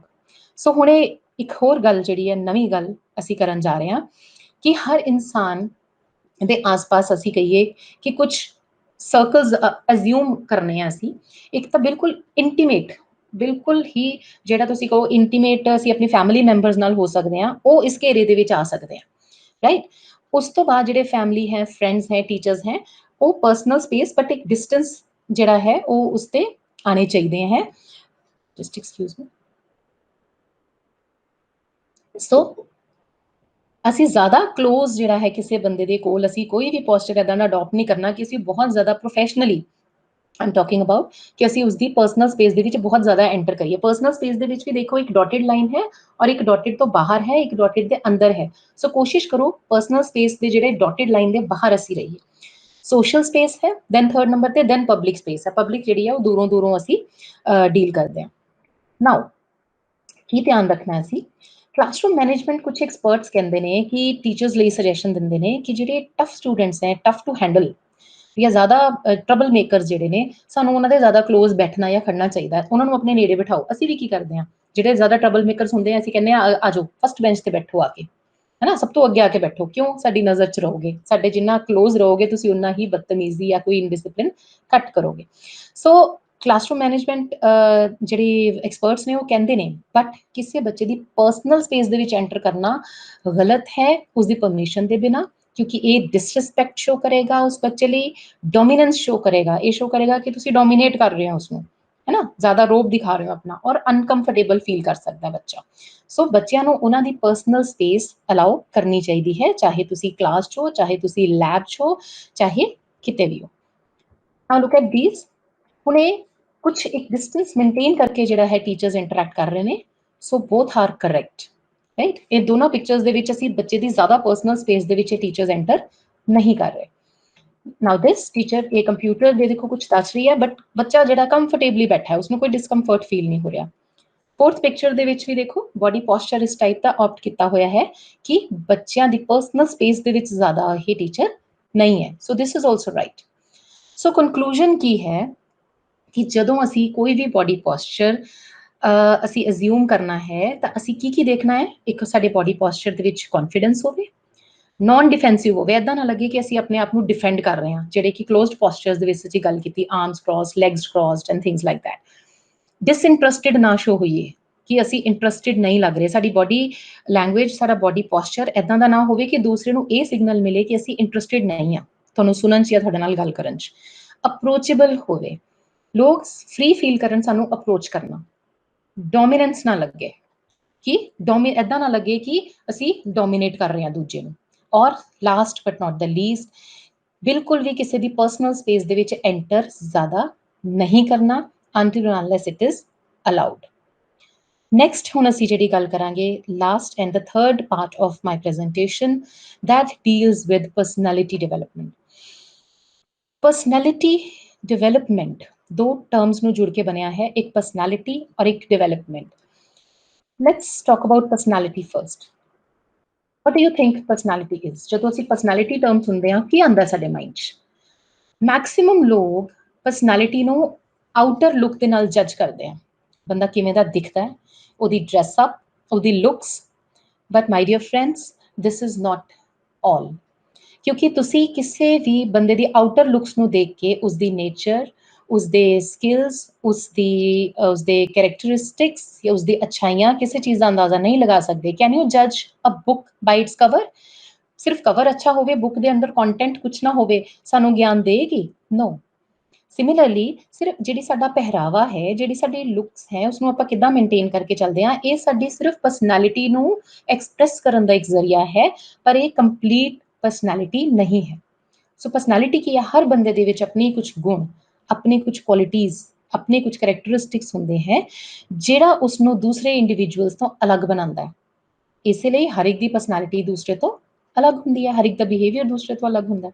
ਸੋ ਪਰਸਨੈਲਿਟੀ ਦੇ ਵਿੱਚ ਕੀ ਆਉਂਦਾ ਹੈ? ਸਾਡਾ ਬਿਹੇਵੀਅਰ, ਅਸੀਂ ਦੂਜੇ ਦੇ ਨਾਲ ਕਿਵੇਂ ਬਿਹੇਵ ਕਰਦੇ ਹਾਂ, ਸਾਡੇ ਐਟੀਟਿਊਡਸ ਚੀਜ਼ਾਂ ਦੇ ਪ੍ਰਤੀ, ਦੂਸਰੇ ਲੋਕਾਂ ਦੇ ਪ੍ਰਤੀ ਸਾਡਾ ਕੀ ਰਵੱਈਆ ਹੈ, ਸਾਡੀ ਬਿਲੀਵਸ ਕਿਹੜੀਆਂ ਚੀਜ਼ਾਂ ਨੂੰ ਮੰਨਦੇ ਹਾਂ ਅਸੀਂ, ਮਾਨਤਾਵਾਂ ਕੀ ਨੇ ਸਾਡੀਆਂ, ਪਲੱਸ ਵੈਲਿਊਜ਼, ਅਸੀਂ ਕਿਹੜੀਆਂ ਵੈਲਿਊਜ਼ ਪ੍ਰੈਕਟਾਈਜ਼ ਕਰਦੇ ਹਾਂ, ਕਿਹੜੀਆਂ ਵੈਲਿਊਜ਼ ਨੂੰ ਅਸੀਂ ਆਪਣੀ ਜ਼ਿੰਦਗੀ ਦੇ ਵਿੱਚ ਇੰਪੋਰਟੈਂਸ ਦਿੰਦੇ ਹਾਂ, ਇਹ ਸਾਰਿਆਂ ਦਾ ਸਮ ਟੋਟਲ ਜਿਹੜਾ ਹੈ ਉਹ ਪਰਸਨੈਲਿਟੀ ਹੈ। ਸੋ ਇੱਥੇ मैं 2 लाइन्स ਜਿਹੜੀਆਂ है कोट करना चाहूंगी। कौन पूरी तरह से काबिल है, कौन पूरी तरह से पूरा है, कौन पूरी तरह से काबिल है, कौन पूरी तरह से पूरा है, हर शख्स कहीं ना कहीं किसी जगह पर तो अधूरा है। राइट, सो ਅਸੀਂ ਇਹ ਨਹੀਂ ਕਹਿ ਸਕਦੇ ਕਿ ਹਰ ਇਨਸਾਨ ਪਰਫੈਕਟ ਹੈ, ਸਾਡੇ ਚੋਂ ਕੋਈ ਵੀ ਪਰਫੈਕਟ ਨਹੀਂ ਹੈ, ਹਰ ਇੱਕ ਦੇ ਵਿੱਚ ਕੋਈ ਨਾ ਕੋਈ ਕਮੀ, ਕੋਈ ਨਾ ਕੋਈ ਜਿਹੜਾ ਹੈ ਅਸੀਂ ਲੈਕਿੰਗ ਅਸੀਂ ਕਿਸੇ ਚੀਜ਼ ਤੇ ਕਰਦੇ ਹਾਂ। ਸੋ ਜੇ ਕੋਈ ਇਨਸਾਨ ਇਹ ਕਹੇ ਕਿ ਮੈਂ ਤਾਂ ਪਰਫੈਕਟ ਹਾਂ, ਮੇਰੀ ਪਰਸਨੈਲਿਟੀ ਪਰਫੈਕਟ ਹੈ, ਮੈਨੂੰ ਕੋਈ ਵੀ ਇੰਪਰੂਵਮੈਂਟ ਦੀ ਲੋੜ ਨਹੀਂ ਹੈ, ਤਾਂ ਉਹ ਬਹੁਤ ਵੱਡੇ ਭੁਲੇਖੇ 'ਚ ਹੈ। everybody needs to improve। so what is personality development? basically ਅਸੀਂ ਜੋ ਹਾਂ, ਸਾਡੇ ਅੰਦਰ ਜੋ ਗੁਣ ਨੇ, ਸਾਡਾ ਜੋ ਬਿਹੇਵੀਅਰ ਹੈ, ਸਾਡੀ ਇਨਰ ਸੈਲਫ ਤੇ ਸਾਡੀ ਆਊਟਰ ਸੈਲਫ ਦੋਨਾਂ ਤੇ ਵਰਕ ਕਰਦੇ ਹਾਂ ਜਦੋਂ ਅਸੀਂ ਪਰਸਨੈਲਿਟੀ ਡਿਵੈਲਪਮੈਂਟ ਦੀ ਗੱਲ ਕਰਦੇ ਹਾਂ। ਇਹ ਨਹੀਂ ਕਿ ਅਸੀਂ ਅੰਦਰੋਂ ਸਾਡੇ 'ਚ ਬਹੁਤ ਸਾਰੇ ਗੁਣ ਹੈ, ਬਟ ਮੈਂ ਐਕਸਟਰਨਲ ਪਰਸਨੈਲਿਟੀ ਆਪਣੀ ਇੱਦਾਂ ਮੇਨਟੇਨ ਕੀਤੀ ਹੈ ਕਿ ਦੂਸਰੇ ਨੂੰ ਦੇਖ ਕੇ ਅੱਛਾ ਨਹੀਂ ਲੱਗਦਾ, ਜਾਂ ਐਜ਼ ਟੀਚਰ ਮੇਰੇ 'ਚ ਕੰਟੈਂਟ ਕਲੈਰਿਟੀ ਹੈ, ਮੈਂ ਬਹੁਤ ਅੱਛਾ ਪੜ੍ਹਾਉਂਦੀ ਹਾਂ, ਬਟ ਮੇਰੀ ਡਰੈਸਅਪ ਐਪਰੋਪਰੀਏਟ ਨਹੀਂ ਹੈ, ਤਾਂ ਉਹ ਉਸ ਸਿਨੈਰੀਓ ਦੇ ਅਕੋਰਡਿੰਗ ਠੀਕ ਨਹੀਂ ਲੱਗੇਗਾ। ਰਾਈਟ, ਸੋ ਦੋਨਾਂ ਤੇ ਸਾਨੂੰ ਵਰਕ ਕਰਨਾ ਪੈਂਦਾ ਹੈ ਜਦੋਂ ਅਸੀਂ ਪਰਸਨੈਲਿਟੀ ਡਿਵੈਲਪਮੈਂਟ ਦੀ ਗੱਲ ਕਰਦੇ ਹਾਂ। So we have to polish our inner self as well as outer self. Development ਜਿਹੜੀ ਹੈ ਸਾਡੀ ਪਰਸਨੈਲਿਟੀ ਦੀ ਬਰਥ ਤੋਂ ਹੀ ਸ਼ੁਰੂ ਹੋ ਜਾਂਦੀ ਹੈ। ਸਾਨੂੰ ਸਾਰਿਆਂ ਨੂੰ ਪਤਾ ਹੈ ਦੇਰ ਇਜ਼ ਨੋ ਏਜ ਕਿ ਮੈਂ ਤਾਂ ਹੁਣ ਜੀ ਇੰਨੇ ਸਾਲਾਂ ਦੀ ਹੋ ਗਈ, ਮੈਂ 40 ਦੀ ਹੋ ਗਈ, ਮੈਂ 50 ਦੀ ਹੋ ਗਈ, ਹੁਣ ਮੇਰੀ ਪਰਸਨੈਲਿਟੀ ਕੀ ਡਿਵੈਲਪ ਹੋਣੀ ਹੈ। There is no age for personality development, it is a life long process. ਹੋਣਾ ਚਾਹੀਦਾ ਹੈ ਲਾਈਫ ਲੌਂਗ ਪ੍ਰੋਸੈਸ। ਹਮੇਸ਼ਾ ਸਾਨੂੰ ਆਪਣੀ ਪਰਸਨੈਲਿਟੀ ਨੂੰ ਹੋਰ ਬੈਟਰ ਕਰਨ ਦੇ ਲਈ ਕੋਸ਼ਿਸ਼ਾਂ ਕਰਨੀਆਂ ਚਾਹੀਦੀਆਂ ਨੇ, ਔਰ ਉਹ ਕਿਵੇਂ ਹੋਣਗੀਆਂ ਅਸੀਂ ਉਸ ਦੀ ਗੱਲ ਕਰਾਂਗੇ। ਸੋ ਜੇ ਅਸੀਂ ਗੁੱਡ ਪਰਸਨੈਲਿਟੀ ਮੇਨਟੇਨ ਕਰਦੇ ਹਾਂ ਤਾਂ ਅਸੀਂ ਆਪਣੀ ਬੈਟਰ ਪਰਸਨਲ ਤੇ ਪ੍ਰੋਫੈਸ਼ਨਲ ਲਾਈਫ ਵੱਲ ਮੂਵ ਕਰਾਂਗੇ। ਸੋ ਪਰਸਨੈਲਿਟੀ ਡਿਵੈਲਪਮੈਂਟ ਦਾ ਟੀਚਰਸ ਲਈ ਕੀ ਜਿਹੜਾ ਹੈ, ਕੀ ਅਹਿਮੀਅਤ ਹੈ ਟੀਚਰਸ ਲਈ, ਕਿਉਂਕਿ ਟੀਚਰਸ ਐਜੂਕੇਸ਼ਨ ਸਿਸਟਮ ਦਾ ਸਭ ਨੂੰ ਪਤਾ ਹੈ ਬਹੁਤ ਹੀ ਜ਼ਿਆਦਾ ਅਹਿਮ ਹਿੱਸਾ ਹੈ। ਆਪਾਂ ਸਾਰੇ ਟੀਚਰਸ, ਸਾਰੇ ਟ੍ਰੇਨਰਸ ਤੇ ਅਸੀਂ ਬ੍ਰਾਂਡ ਐਂਬੈਸਡਰਸ ਹੁੰਦੇ ਹਾਂ ਬੇਸਿਕਲੀ। ਨੋਰਮਲੀ ਕੀ ਦੇਖਿਆ ਗਿਆ ਕਿ ਕਈ ਸਕੂਲ ਬਹੁਤ ਜ਼ਿਆਦਾ ਅੱਛਾ ਇਨਫਰਾਸਟ੍ਰਕਚਰ ਹੁੰਦਾ ਹੈ, ਸਭ ਕੁਝ ਬਹੁਤ ਵਧੀਆ, ਪਰ ਜੇ ਟੀਚਰਸ ਅੱਛੇ ਨਾ ਹੋਣ ਤੇ ਸਾਨੂੰ ਪਤਾ ਲੱਗ ਜਾਏ ਕਿ ਵੈਸੇ ਸਕੂਲ ਦੇਖਣ ਨੂੰ ਬਹੁਤ ਵਧੀਆ, ਇਨਫਰਾਸਟ੍ਰਕਚਰ ਬਹੁਤ ਵਧੀਆ, ਪਰ ਟੀਚਰ ਅੱਛੇ ਨਹੀਂ ਹੈ।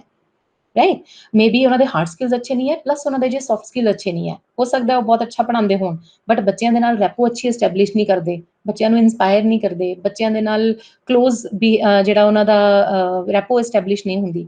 ਸੋ ਅਸੀਂ ਕੀ ਕਰਦੇ ਹਾਂ, ਅਸੀਂ ਕਹਿੰਦੇ ਕਿ ਨਹੀਂ ਟੀਚਰ ਅੱਛੇ ਕਿੱਥੇ ਆ ਉਹ ਦੇਖੋ। ਵਾਈ? ਬਿਕਾਜ਼ ਟੀਚਰਸ ਜਿਹੜੇ ਨੇ ਉਹ ਉਸ ਇੰਸਟੀਟਿਊਟ ਨੂੰ ਰਿਪਰੈਜ਼ੈਂਟ ਕਰ ਰਹੇ ਨੇ ਪੈਰੈਂਟਸ ਦੇ ਸਾਹਮਣੇ, ਕਮਿਊਨਿਟੀ ਦੇ ਸਾਹਮਣੇ। So it's very important. ਤੇ ਜੇ ਇੰਪ੍ਰੈਸਿਵ ਪਰਸਨੈਲਿਟੀਜ਼ ਹੋਣਗੀਆਂ ਟੀਚਰਸ ਦੀਆਂ, ਟ੍ਰੇਨਰਸ ਦੀਆਂ, ਤਾਂ ਪੈਰੈਂਟਸ ਨੂੰ ਵੀ ਕੌਨਫੀਡੈਂਸ ਆਉਂਦਾ ਹੈ ਕਿ ਅਸੀਂ ਆਪਣੇ ਬੱਚੇ ਨੂੰ ਅੱਛੀ ਜਗ੍ਹਾ ਪੜ੍ਹਨ ਲਈ, ਟ੍ਰੇਨਿੰਗ ਲੈਣ ਲਈ ਭੇਜ ਰਹੇ ਹਾਂ। ਸੋ ਟੀਚਰਸ ਦਾ ਬਹੁਤ ਅਹਿਮ ਰੋਲ ਹੈ ਬੱਚਿਆਂ ਦੀ ਗਰੋਥ ਐਂਡ ਡਿਵੈਲਪਮੈਂਟ ਦੇ ਵਿੱਚ।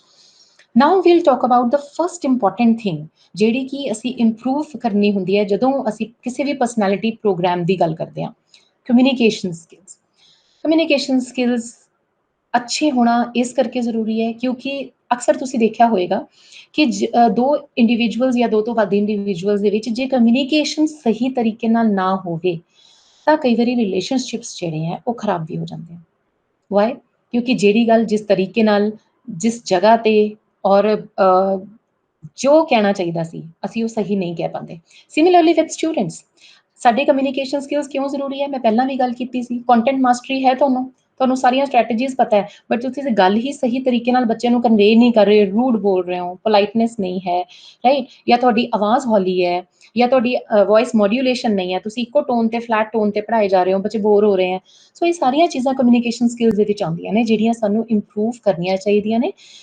ਤੇ ਸਪੀਕ ਕੌਨਫੀਡੈਂਟਲੀ, ਵੀ ਮਸਟ ਆਲਵੇਜ਼ ਸਪੀਕ ਕੌਨਫੀਡੈਂਟਲੀ ਜਦੋਂ ਅਸੀਂ ਦੂਸਰਿਆਂ ਦੇ ਨਾਲ ਗੱਲਬਾਤ ਕਰ ਰਹੇ ਹਾਂ, ਚਾਹੇ ਉਹ ਬੱਚੇ ਹੋਣ, ਚਾਹੇ ਪੈਰੈਂਟਸ ਹੋਣ, ਚਾਹੇ ਅਥਾਰਟੀਜ਼ ਹੋਣ, ਚਾਹੇ ਕੋਈ ਵੀ ਕਮਿਊਨਿਟੀ ਪਰਸਨ।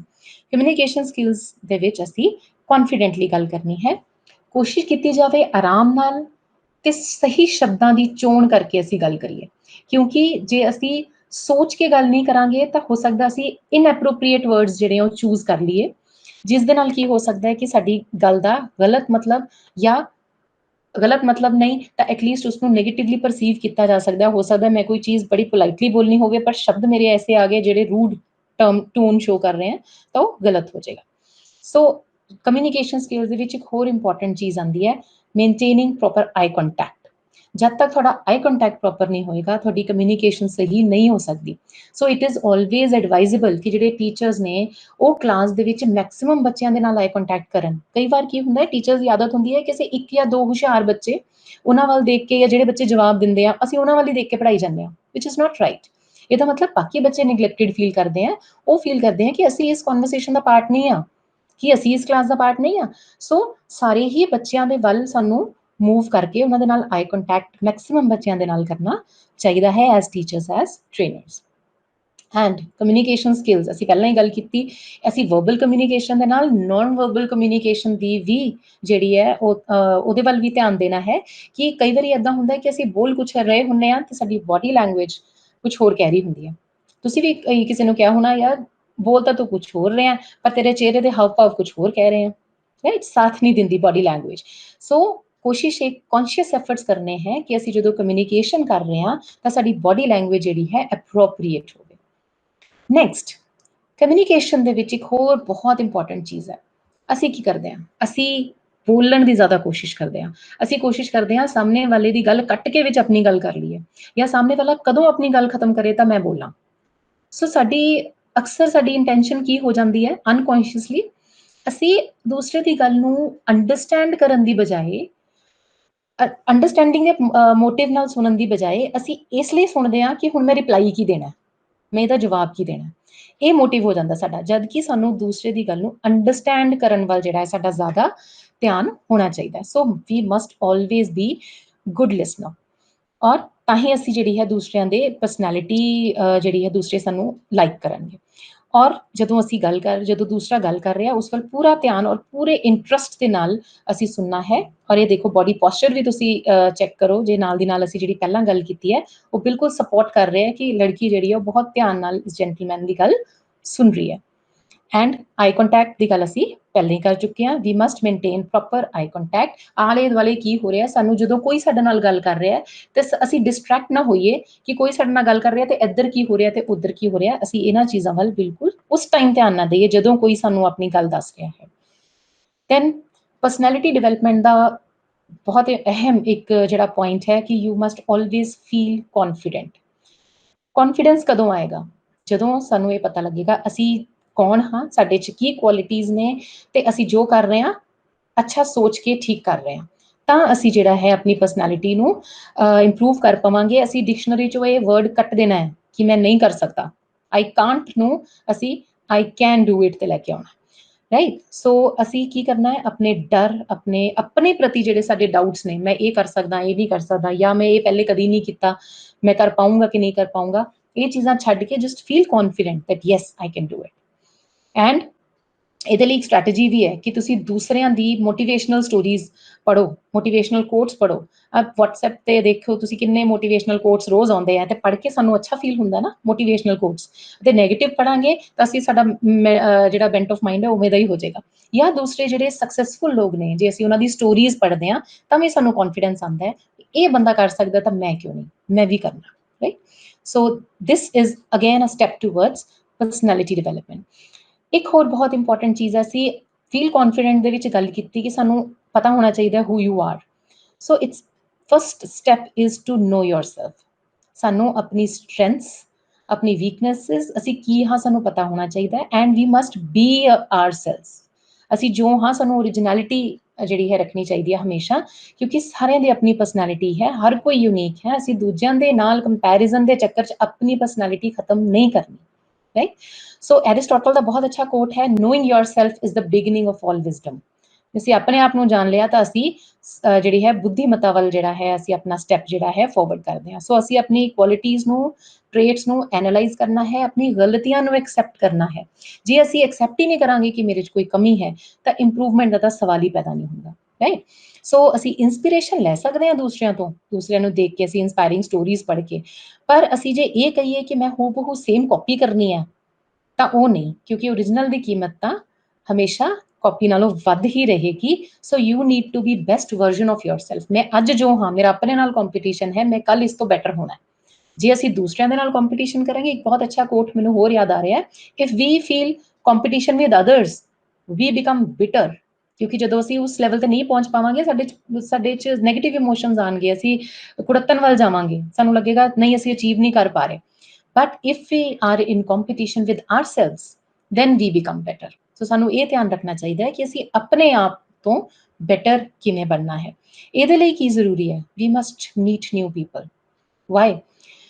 ਕਹਿੰਦੇ ਆ ਨਾ, ਉਹ ਤਾਂ ਯਾਰ ਖੂਹ ਦਾ ਡੱਡੂ ਜਿਹਾ ਹੀ ਹੈ, ਮਤਲਬ ਨਾ ਕਿਸੇ ਨਾਲ ਮਿਲਦਾ ਹੈ, ਨਾ ਕਿਤੇ ਕੋਈ ਐਕਸਪਲੋਰ ਕਰਦਾ ਹੈ ਚੀਜ਼ਾਂ ਨੂੰ, ਤੇ ਉਹਦੇ ਨਾਲ ਕੀ ਹੁੰਦਾ ਹੈ, ਤੁਹਾਡਾ ਕੌਨਫੀਡੈਂਸ ਵੀ ਇਨਕਰੀਜ਼ ਨਹੀਂ ਹੁੰਦਾ। ਤੁਸੀਂ ਸਿਰਫ ਉਸੇ ਜਗ੍ਹਾ ਤੇ ਆਪਣੇ ਕੌਨਫੀਡੈਂਸ ਨੂੰ ਜਿਹੜਾ ਹੈ ਜ਼ਾਹਿਰ ਕਰ ਪਾਉਂਦੇ ਹੋ। ਜੇ ਤੁਸੀਂ ਕਿਤੇ ਹੋਰ ਜਾਂਦੇ ਹੋ ਤਾਂ you feel lack of confidence. ਕਿਉਂ? ਕਿਉਂਕਿ ਲੋਕਾਂ ਦੇ ਨਾਲ ਮਿਲਣ ਜੁਲਣ 'ਚ ਤੁਸੀਂ ਜਿਹੜਾ ਹੈ ਪਹਿਲਾਂ ਅਵੋਇਡ ਕੀਤਾ, ਤੇ ਤੁਸੀਂ ਇੱਕਦਮ ਜਦੋਂ ਮਿਲਦੇ ਹੋ, ਯੂ ਡੋਂਟ ਫੀਲ ਕਿ ਮੈਂ ਗੱਲ ਕੀ ਕਰਾਂ, ਹੈ ਨਾ, ਇਹਦੇ ਨਾਲ ਮੈਂ ਕੀ ਕਨਵਰਸੇਸ਼ਨ ਸਟਾਰਟ ਕਰਾਂ। ਸੋ ਵਟ ਇਜ਼ ਇੰਪੋਰਟੈਂਟ ਕਿ you start meeting new people. ਇਹਦੇ ਨਾਲ ਤੁਹਾਡਾ ਜਿਹੜਾ ਮੈਂਟਲ ਹੋਰਾਈਜ਼ਨ ਹੈ, ਤੁਹਾਡੇ ਵਿਸਤਾਰ, ਮਾਨਸਿਕਤਾ ਦਾ ਵਿਸਤਾਰ ਹੁੰਦਾ ਹੈ। ਤੁਸੀਂ ਲੋਕਾਂ ਦੇ ਲਾਈਫ ਸਟਾਈਲ ਸਿੱਖਦੇ ਹੋ, ਦੂਸਰੇ ਦਾ ਕਲਚਰ ਸਿੱਖਦੇ ਹੋ, ਤੁਹਾਨੂੰ ਨੌਲੇਜ ਮਿਲਦੀ ਹੈ, ਔਰ ਇਹ ਸਾਰਾ ਕੁਝ ਜਿਹੜਾ ਤੁਹਾਡੀ ਪਰਸਨੈਲਿਟੀ ਤੇ ਜਿਹੜਾ ਹੈ ਅੱਛਾ ਪ੍ਰਭਾਵ ਪਾਉਂਦਾ ਹੈ। So we must meet new people. Avoid ਨਹੀਂ ਕਰਨਾ ਚਾਹੀਦਾ ਕਿ ਯਾਰ ਉਹਨੂੰ ਮਿਲਣਾ ਪਏਗਾ, ਯਾਰ ਇੰਨੇ ਲੋਕਾਂ ਦੇ ਸਾਹਮਣੇ ਜਾਣਾ ਪਏਗਾ। ਇਟਸ ਓਕੇ, ਤਾਂ ਤੁਹਾਡੀ ਪਰਸਨੈਲਿਟੀ ਡਿਵੈਲਪ ਹੋਏਗੀ। then work on your body language। I won't spend much of time on this। ਅਸੀਂ ਇਸ ਬਾਰੇ ਕਾਫੀ ਗੱਲ ਕਰ ਚੁੱਕੇ ਹਾਂ ਕਿ ਨॉन ਵਰਬਲ ਸਿਗਨਲਸ ਹੈ ਪਰਸਨੈਲਿਟੀ ਡਿਵੈਲਪਮੈਂਟ ਦੇ ਵਿੱਚ। ਇਹ ਗੱਲ ਤਾਂ ਆ ਰਹੀ ਹੈ ਕਿਉਂਕਿ ਸਾਡੀ ਕਮਿਊਨੀਕੇਸ਼ਨ ਸਕਿੱਲਸ ਦੇ ਵਿੱਚ, ਕਿਉਂਕਿ ਨॉन ਵਰਬਲ ਕਮਿਊਨੀਕੇਸ਼ਨ ਹੋ ਰਹੀ ਹੈ। ਬਟ ਅਸੀਂ ਜੇ ਪਰਸਨੈਲਿਟੀ ਡਿਵੈਲਪ ਕਰਨੀ ਹੈ ਤਾਂ ਸਾਨੂੰ ਬੋਡੀ ਲੈਂਗੁਏਜ ਲਈ ਕੌਨਸ਼ੀਅਸ ਐਫਰਟਸ ਕਰਨੇ ਪੈਣਗੇ। ਜਿਵੇਂ ਮੈਂ ਪਹਿਲਾਂ ਬੋਡੀ ਪੋਸਚਰਸ ਦੇ ਵਿੱਚ ਦੱਸਿਆ ਕਿ ਜੇ ਤੁਸੀਂ ਕੌਨਫੀਡੈਂਟ ਨਹੀਂ ਵੀ ਫੀਲ ਕਰਦੇ ਤਾਂ ਤੁਸੀਂ ਪੋਸਚਰਸ ਸਹੀ ਅਡਾਪਟ ਕਰੋ, ਤੁਸੀਂ ਕੌਨਫੀਡੈਂਟ ਫੀਲ ਕਰੋਗੇ। ਜਾਂ 4 ਬੰਦੇ ਬੈਠੇ ਹੋ ਤਾਂ ਤੁਸੀਂ ਏਦਾਂ ਦਾ ਨੈਗੇਟਿਵ ਬੋਡੀ ਪੋਸਚਰ ਨਾ ਅਡਾਪਟ ਕਰੋ ਕਿ ਅਗਲਾ ਬੰਦਾ ਉੱਠ ਕੇ ਚਲਾ ਜਾਏ। ਇਹਦਾ ਮਤਲਬ ਤੁਹਾਡੇ ਇੰਟਰਪਰਸਨਲ ਸਕਿੱਲਸ ਫਿਰ ਅੱਛੇ ਨਹੀਂ ਹੋਣਗੇ, ਲੌਂਗ ਰਨ ਵਿੱਚ ਤੁਸੀਂ ਸਕਸੈਸਫੁਲ ਨਹੀਂ ਹੋਵੋਗੇ ਆਪਣੇ ਰਿਲੇਸ਼ਨਸ਼ਿਪ, ਆਪਣੀ ਜੌਬ ਦੇ ਵਿੱਚ, ਰਾਈਟ। ਸੋ ਇਹ ਅਸੀਂ ਕਿਸ ਤਰੀਕੇ ਨਾਲ ਬੈਠਦੇ ਹਾਂ, ਉੱਠਦੇ ਹਾਂ, ਚੱਲਦੇ ਹਾਂ, ਖਾਂਦੇ ਪੀਂਦੇ ਹਾਂ, ਇਹ ਸਾਰਾ ਸਾਡੇ ਬੋਡੀ ਲੈਂਗੁਏਜ ਦਾ ਪਾਰਟ ਹੈ। ਔਰ ਇਸ ਨੂੰ ਜੇ ਅਸੀਂ ਕੌਨਸ਼ੀਅਸਲੀ ਇਸ ਤੇ ਵਰਕ ਕਰਾਂਗੇ ਤਾਂ ਸਾਡੀ ਪਰਸਨੈਲਿਟੀ ਡੈਫੀਨੇਟਲੀ ਬੈਟਰ ਹੋਏਗੀ। Next is check your attire. ਤੁਹਾਡੀ ਡਰੈਸਅਪ ਵੈਰੀ ਇੰਪੋਰਟੈਂਟ। ਜਗ੍ਹਾ ਦੇ ਹਿਸਾਬ ਨਾਲ ਸਾਨੂੰ ਹਮੇਸ਼ਾ ਡਰੈਸਅਪ ਹੋਣਾ ਚਾਹੀਦਾ ਹੈ। ਜੇ ਕੋਈ ਫਾਰਮਲ ਗੈਦਰਿੰਗ ਹੈ, ਫਾਰਮਲ ਡਰੈਸਅਪ। ਜੇ ਕੋਈ ਕੈਜੂਅਲ ਫਰੈਂਡਸ ਦੇ ਨਾਲ ਅਸੀਂ ਮਿਲਣ ਜਾ ਰਹੇ ਹਾਂ, ਬੱਚਿਆਂ ਦੇ ਨਾਲ ਘੁੰਮਣ ਜਾ ਰਹੇ ਹਾਂ, ਅਨਦਰ ਥਿੰਗ। ਕਲਾਸਰੂਮ ਦੇ ਵਿੱਚ ਅਲੱਗ ਹੁੰਦਾ, ਅਸੀਂ ਬੱਚਿਆਂ ਨਾਲ ਟ੍ਰਿਪ ਤੇ ਜਾਂਦੇ ਹਾਂ, ਸਾਡੀ ਡਰੈਸਅਪ ਚੇਂਜ ਹੋ ਸਕਦੀ ਹੈ। ਔਰ ਇਹ ਡਰੈਸਅਪ, ਟੀਚਰਸ ਦੀ ਡਰੈਸਅਪ ਤੇ ਤਾਂ ਬਹੁਤ ਜ਼ਿਆਦਾ ਹੀ ਡਿਬੇਟਸ ਹੁੰਦੀਆਂ ਕਿ ਕੀ ਪਾਉਣਾ ਚਾਹੀਦਾ ਕੀ ਨਹੀਂ, ਕਿਉਂਕਿ ਡੀਸੈਂਟ ਡਰੈਸਅਪ ਜਿਹੜੀ ਹੈ ਉਹੀ ਅੱਛੀ ਲੱਗਦੀ ਹੈ ਐਜੂਕੇਸ਼ਨਲ ਇੰਸਟੀਟਿਊਸ਼ਨ ਦੇ ਵਿੱਚ। ਬਟ ਜੇ ਅਸੀਂ ਕਾਰਪੋਰੇਟ ਸੈਕਟਰ ਦੀ ਗੱਲ ਕਰੀਏ ਤਾਂ ਉਹ ਦੂਸਰੇ ਟਾਈਪ ਦੀ ਡਰੈਸਿਸ ਨੂੰ ਜਿਹੜੇ ਇੰਪੋਰਟੈਂਸ ਦਿੰਦੇ ਆ। ਸੋ ਹਰ ਇੱਕ ਪ੍ਰੋਫੈਸ਼ਨ ਦਾ ਆਪਣਾ ਇੱਕ ਡਰੈਸ ਕੋਡ ਹੈ, ਇੱਕ ਪੈਟਰਨ ਹੈ ਜਿਸ ਦੇ ਅਕੋਰਡਿੰਗ ਸਾਨੂੰ ਡਰੈਸਅਪ ਹੋਣਾ ਚਾਹੀਦਾ।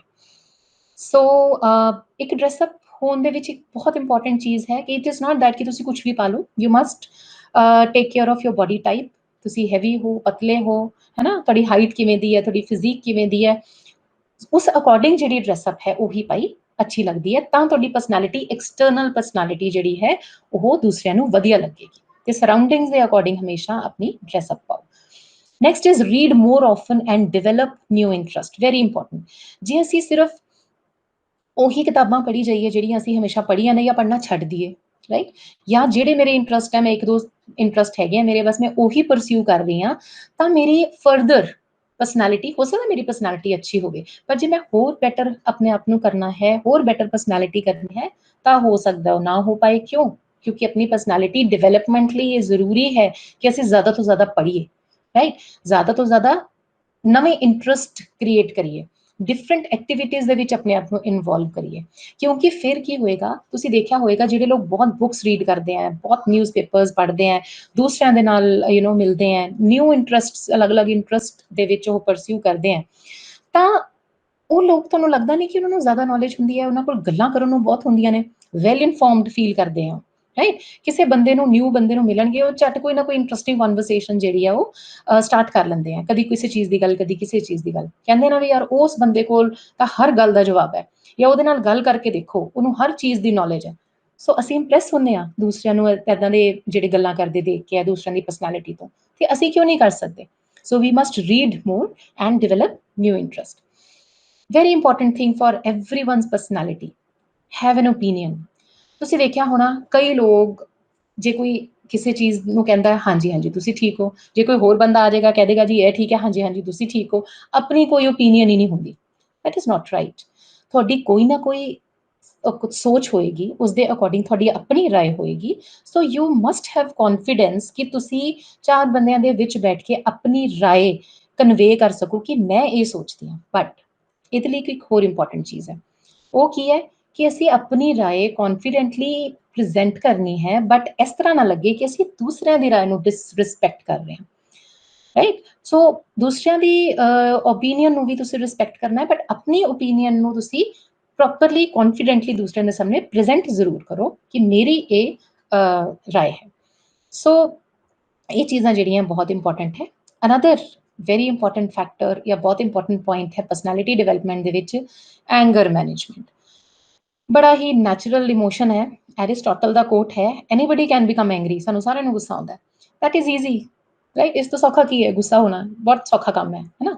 But to be angry with the right person, to the right degree, at the right time and for the right purpose, ਇਹ ਮੁਸ਼ਕਿਲ ਹੈ। ਸਹੀ ਬੰਦੇ ਨਾਲ ਸਹੀ ਟਾਈਮ ਤੇ ਸਹੀ ਪਰਪਸ ਲਈ ਤੁਸੀਂ ਗੁੱਸਾ ਹੋ ਰਹੇ ਹੋ, ਉਹ ਠੀਕ ਹੈ। ਬਟ ਸਾਨੂੰ ਤਾਂ ਗੱਲ ਤੇ ਗੁੱਸਾ ਆ ਜਾਂਦਾ। And look at these two spellings. Anger normal emotion है, बट सिर्फ एक लेटर दूर है डेंजर तो। सिर्फ डी हटा दो तो एंगर है डेंजर चो, राइट। सो कितना क्लोज है, ਇਹਦਾ ਮਤਲਬ ਅਸੀਂ ਜ਼ਿਆਦਾ ਗੁੱਸਾ ਕਰਾਂਗੇ ਤਾਂ ਸਾਡੇ ਲਈ ਡੇਂਜਰਸ ਹੈ, ਹੈਲਥ ਵਾਈਜ਼ ਵੀ ਔਰ ਸੌਫਟ ਸਕਿੱਲਸ ਦੇ ਪੁਆਇੰਟ ਆਫ ਵਿਊ ਤੋਂ ਵੀ। ਇੱਕ ਜੌਬ ਦੇ ਵਿੱਚ ਕਿੰਨਾ ਕੁ ਗੁੱਸਾ ਕਰ ਸਕਦੇ ਹਾਂ ਅਸੀਂ। ਅੱਜ ਕੱਲ੍ਹ ਤਾਂ ਬੱਚਿਆਂ ਨੂੰ ਵੀ ਗੁੱਸਾ ਨਹੀਂ ਕਰ ਸਕਦੇ। ਡਾਕਟਰ ਸ਼ਾਲੂ ਜਿੰਦਲ ਨੇ ਵੀ ਇਹ ਚੀਜ਼ ਪੁਆਇੰਟ ਆਊਟ ਕੀਤੀ ਹੈ ਕਿ ਸਾਨੂੰ ਹੋਰ ਸਟ੍ਰੈਟਜੀ ਸੋਚਣੀਆਂ ਪੈਂਦੀਆਂ ਬੱਚਿਆਂ ਨੂੰ ਹੈਂਡਲ ਕਰਨ ਦੇ ਲਈ, ਪਰ ਅਸੀਂ ਗੁੱਸਾ ਜ਼ਿਆਦਾ ਨਹੀਂ ਕਰ ਸਕਦੇ। ਵਰਬਲੀ ਕਰ ਸਕਦੇ ਹਾਂ, ਫਿਜ਼ੀਕਲੀ ਨਹੀਂ ਕਰ ਸਕਦੇ। ਸਾਨੂੰ ਕਈ ਵਾਰੀ ਆਪਣੇ ਐਡਮਿਨਿਸਟ੍ਰੇਟਰਸ ਦੀਆਂ ਗੱਲਾਂ ਨਹੀਂ ਅੱਛੀਆਂ ਲੱਗਦੀਆਂ, ਜਾਂ ਕਿਸੇ ਚੀਜ਼ ਤੋਂ ਅਸੀਂ ਅਨੋਇਡ ਹੋ ਜਾਂਦੇ ਹਾਂ, ਜਾਂ ਸਾਡੇ ਨਾਲ ਇਨਜਸਟਿਸ ਹੁੰਦਾ ਹੈ ਤਾਂ ਸਾਨੂੰ ਗੁੱਸਾ ਆ ਜਾਂਦਾ। ਬਟ ਅਸੀਂ ਉਸਨੂੰ ਮੈਨੇਜ ਕਿਵੇਂ ਕਰਨਾ। So there are different things. Anger management ਕੀ ਹੈ, ਬੇਸਿਕਲੀ ਅਸੀਂ ਗੁੱਸਾ ਸਪਰੈਸ ਨਹੀਂ ਕਰਨਾ ਆਪਣਾ, ਠੀਕ ਹੈ। ਅਸੀਂ ਇਹ ਨਹੀਂ ਕਹਿਣਾ ਕਿ ਗੁੱਸੇ ਨੂੰ ਭੁੱਲ ਜਾਓ, ਛੱਡ ਦਿਓ। ਗੁੱਸਾ ਰੱਖੋ, ਬਟ ਉਸਨੂੰ ਕੰਟਰੋਲ ਕਰਨਾ ਹੈ, ਬਲਾਸਟ ਨਹੀਂ ਕਰਨਾ ਇੱਕਦਮ, ਰਾਈਟ। ਤੇ ਉਸਨੂੰ ਡਾਇਰੈਕਸ਼ਨ ਦੇਣੀ ਹੈ। ਉਹ ਕਿਵੇਂ ਕਰ ਸਕਦੇ ਹਾਂ, ਦੇਰ R certain strategies.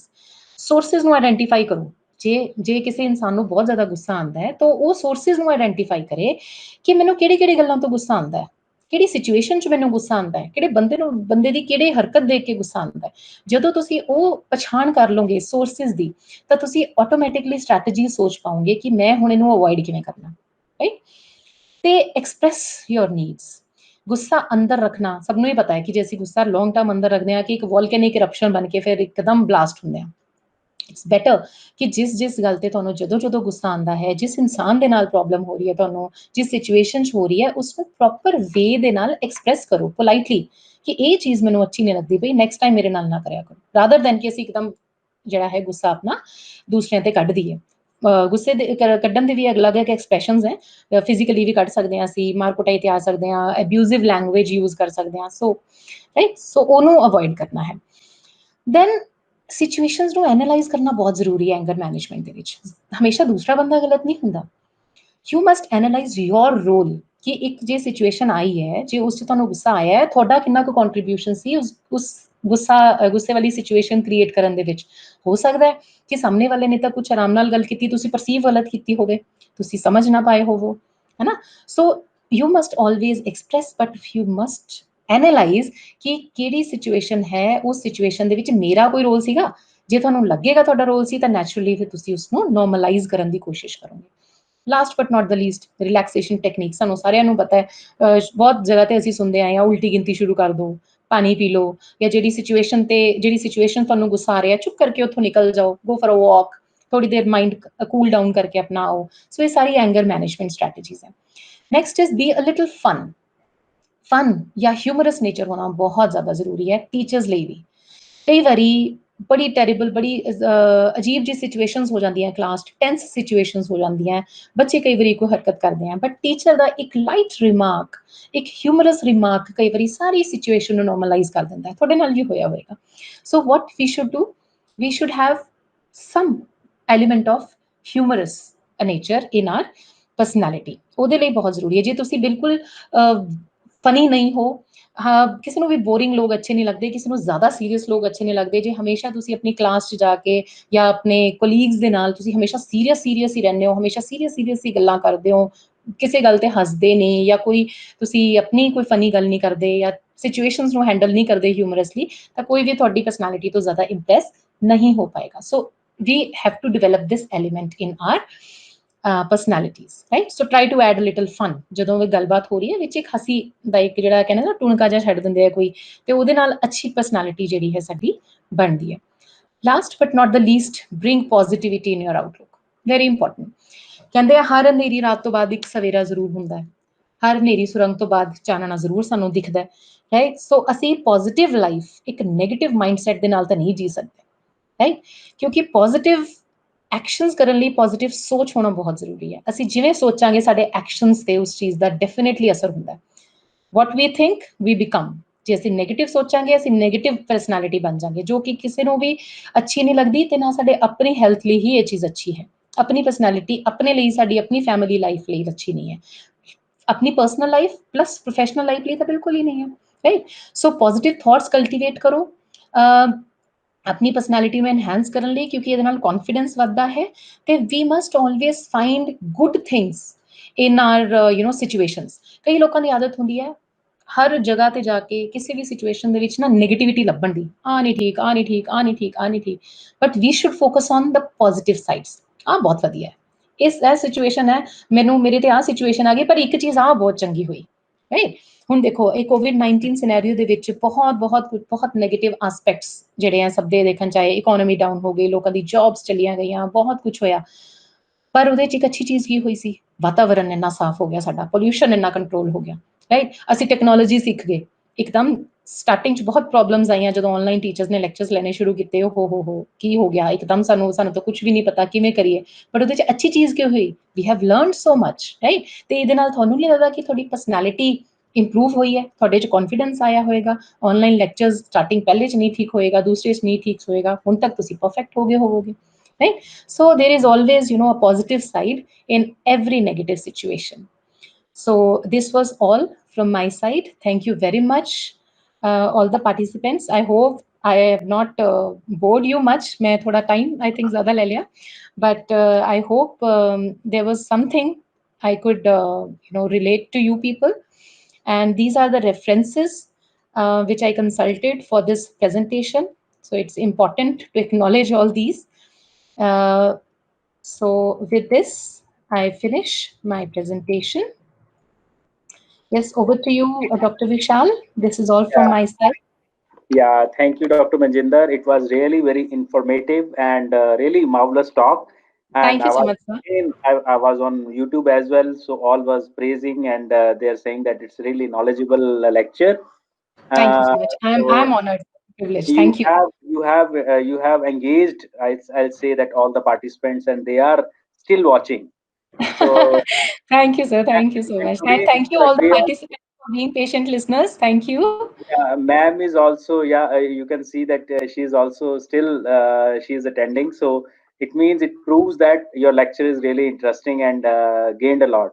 Thank So, you so ma'am, much, sir. Anything from your side, please? Hello. Yes, sir. Ma'am, Sir, your voice I is would not. just, Yes, sir. Yes, ma'am.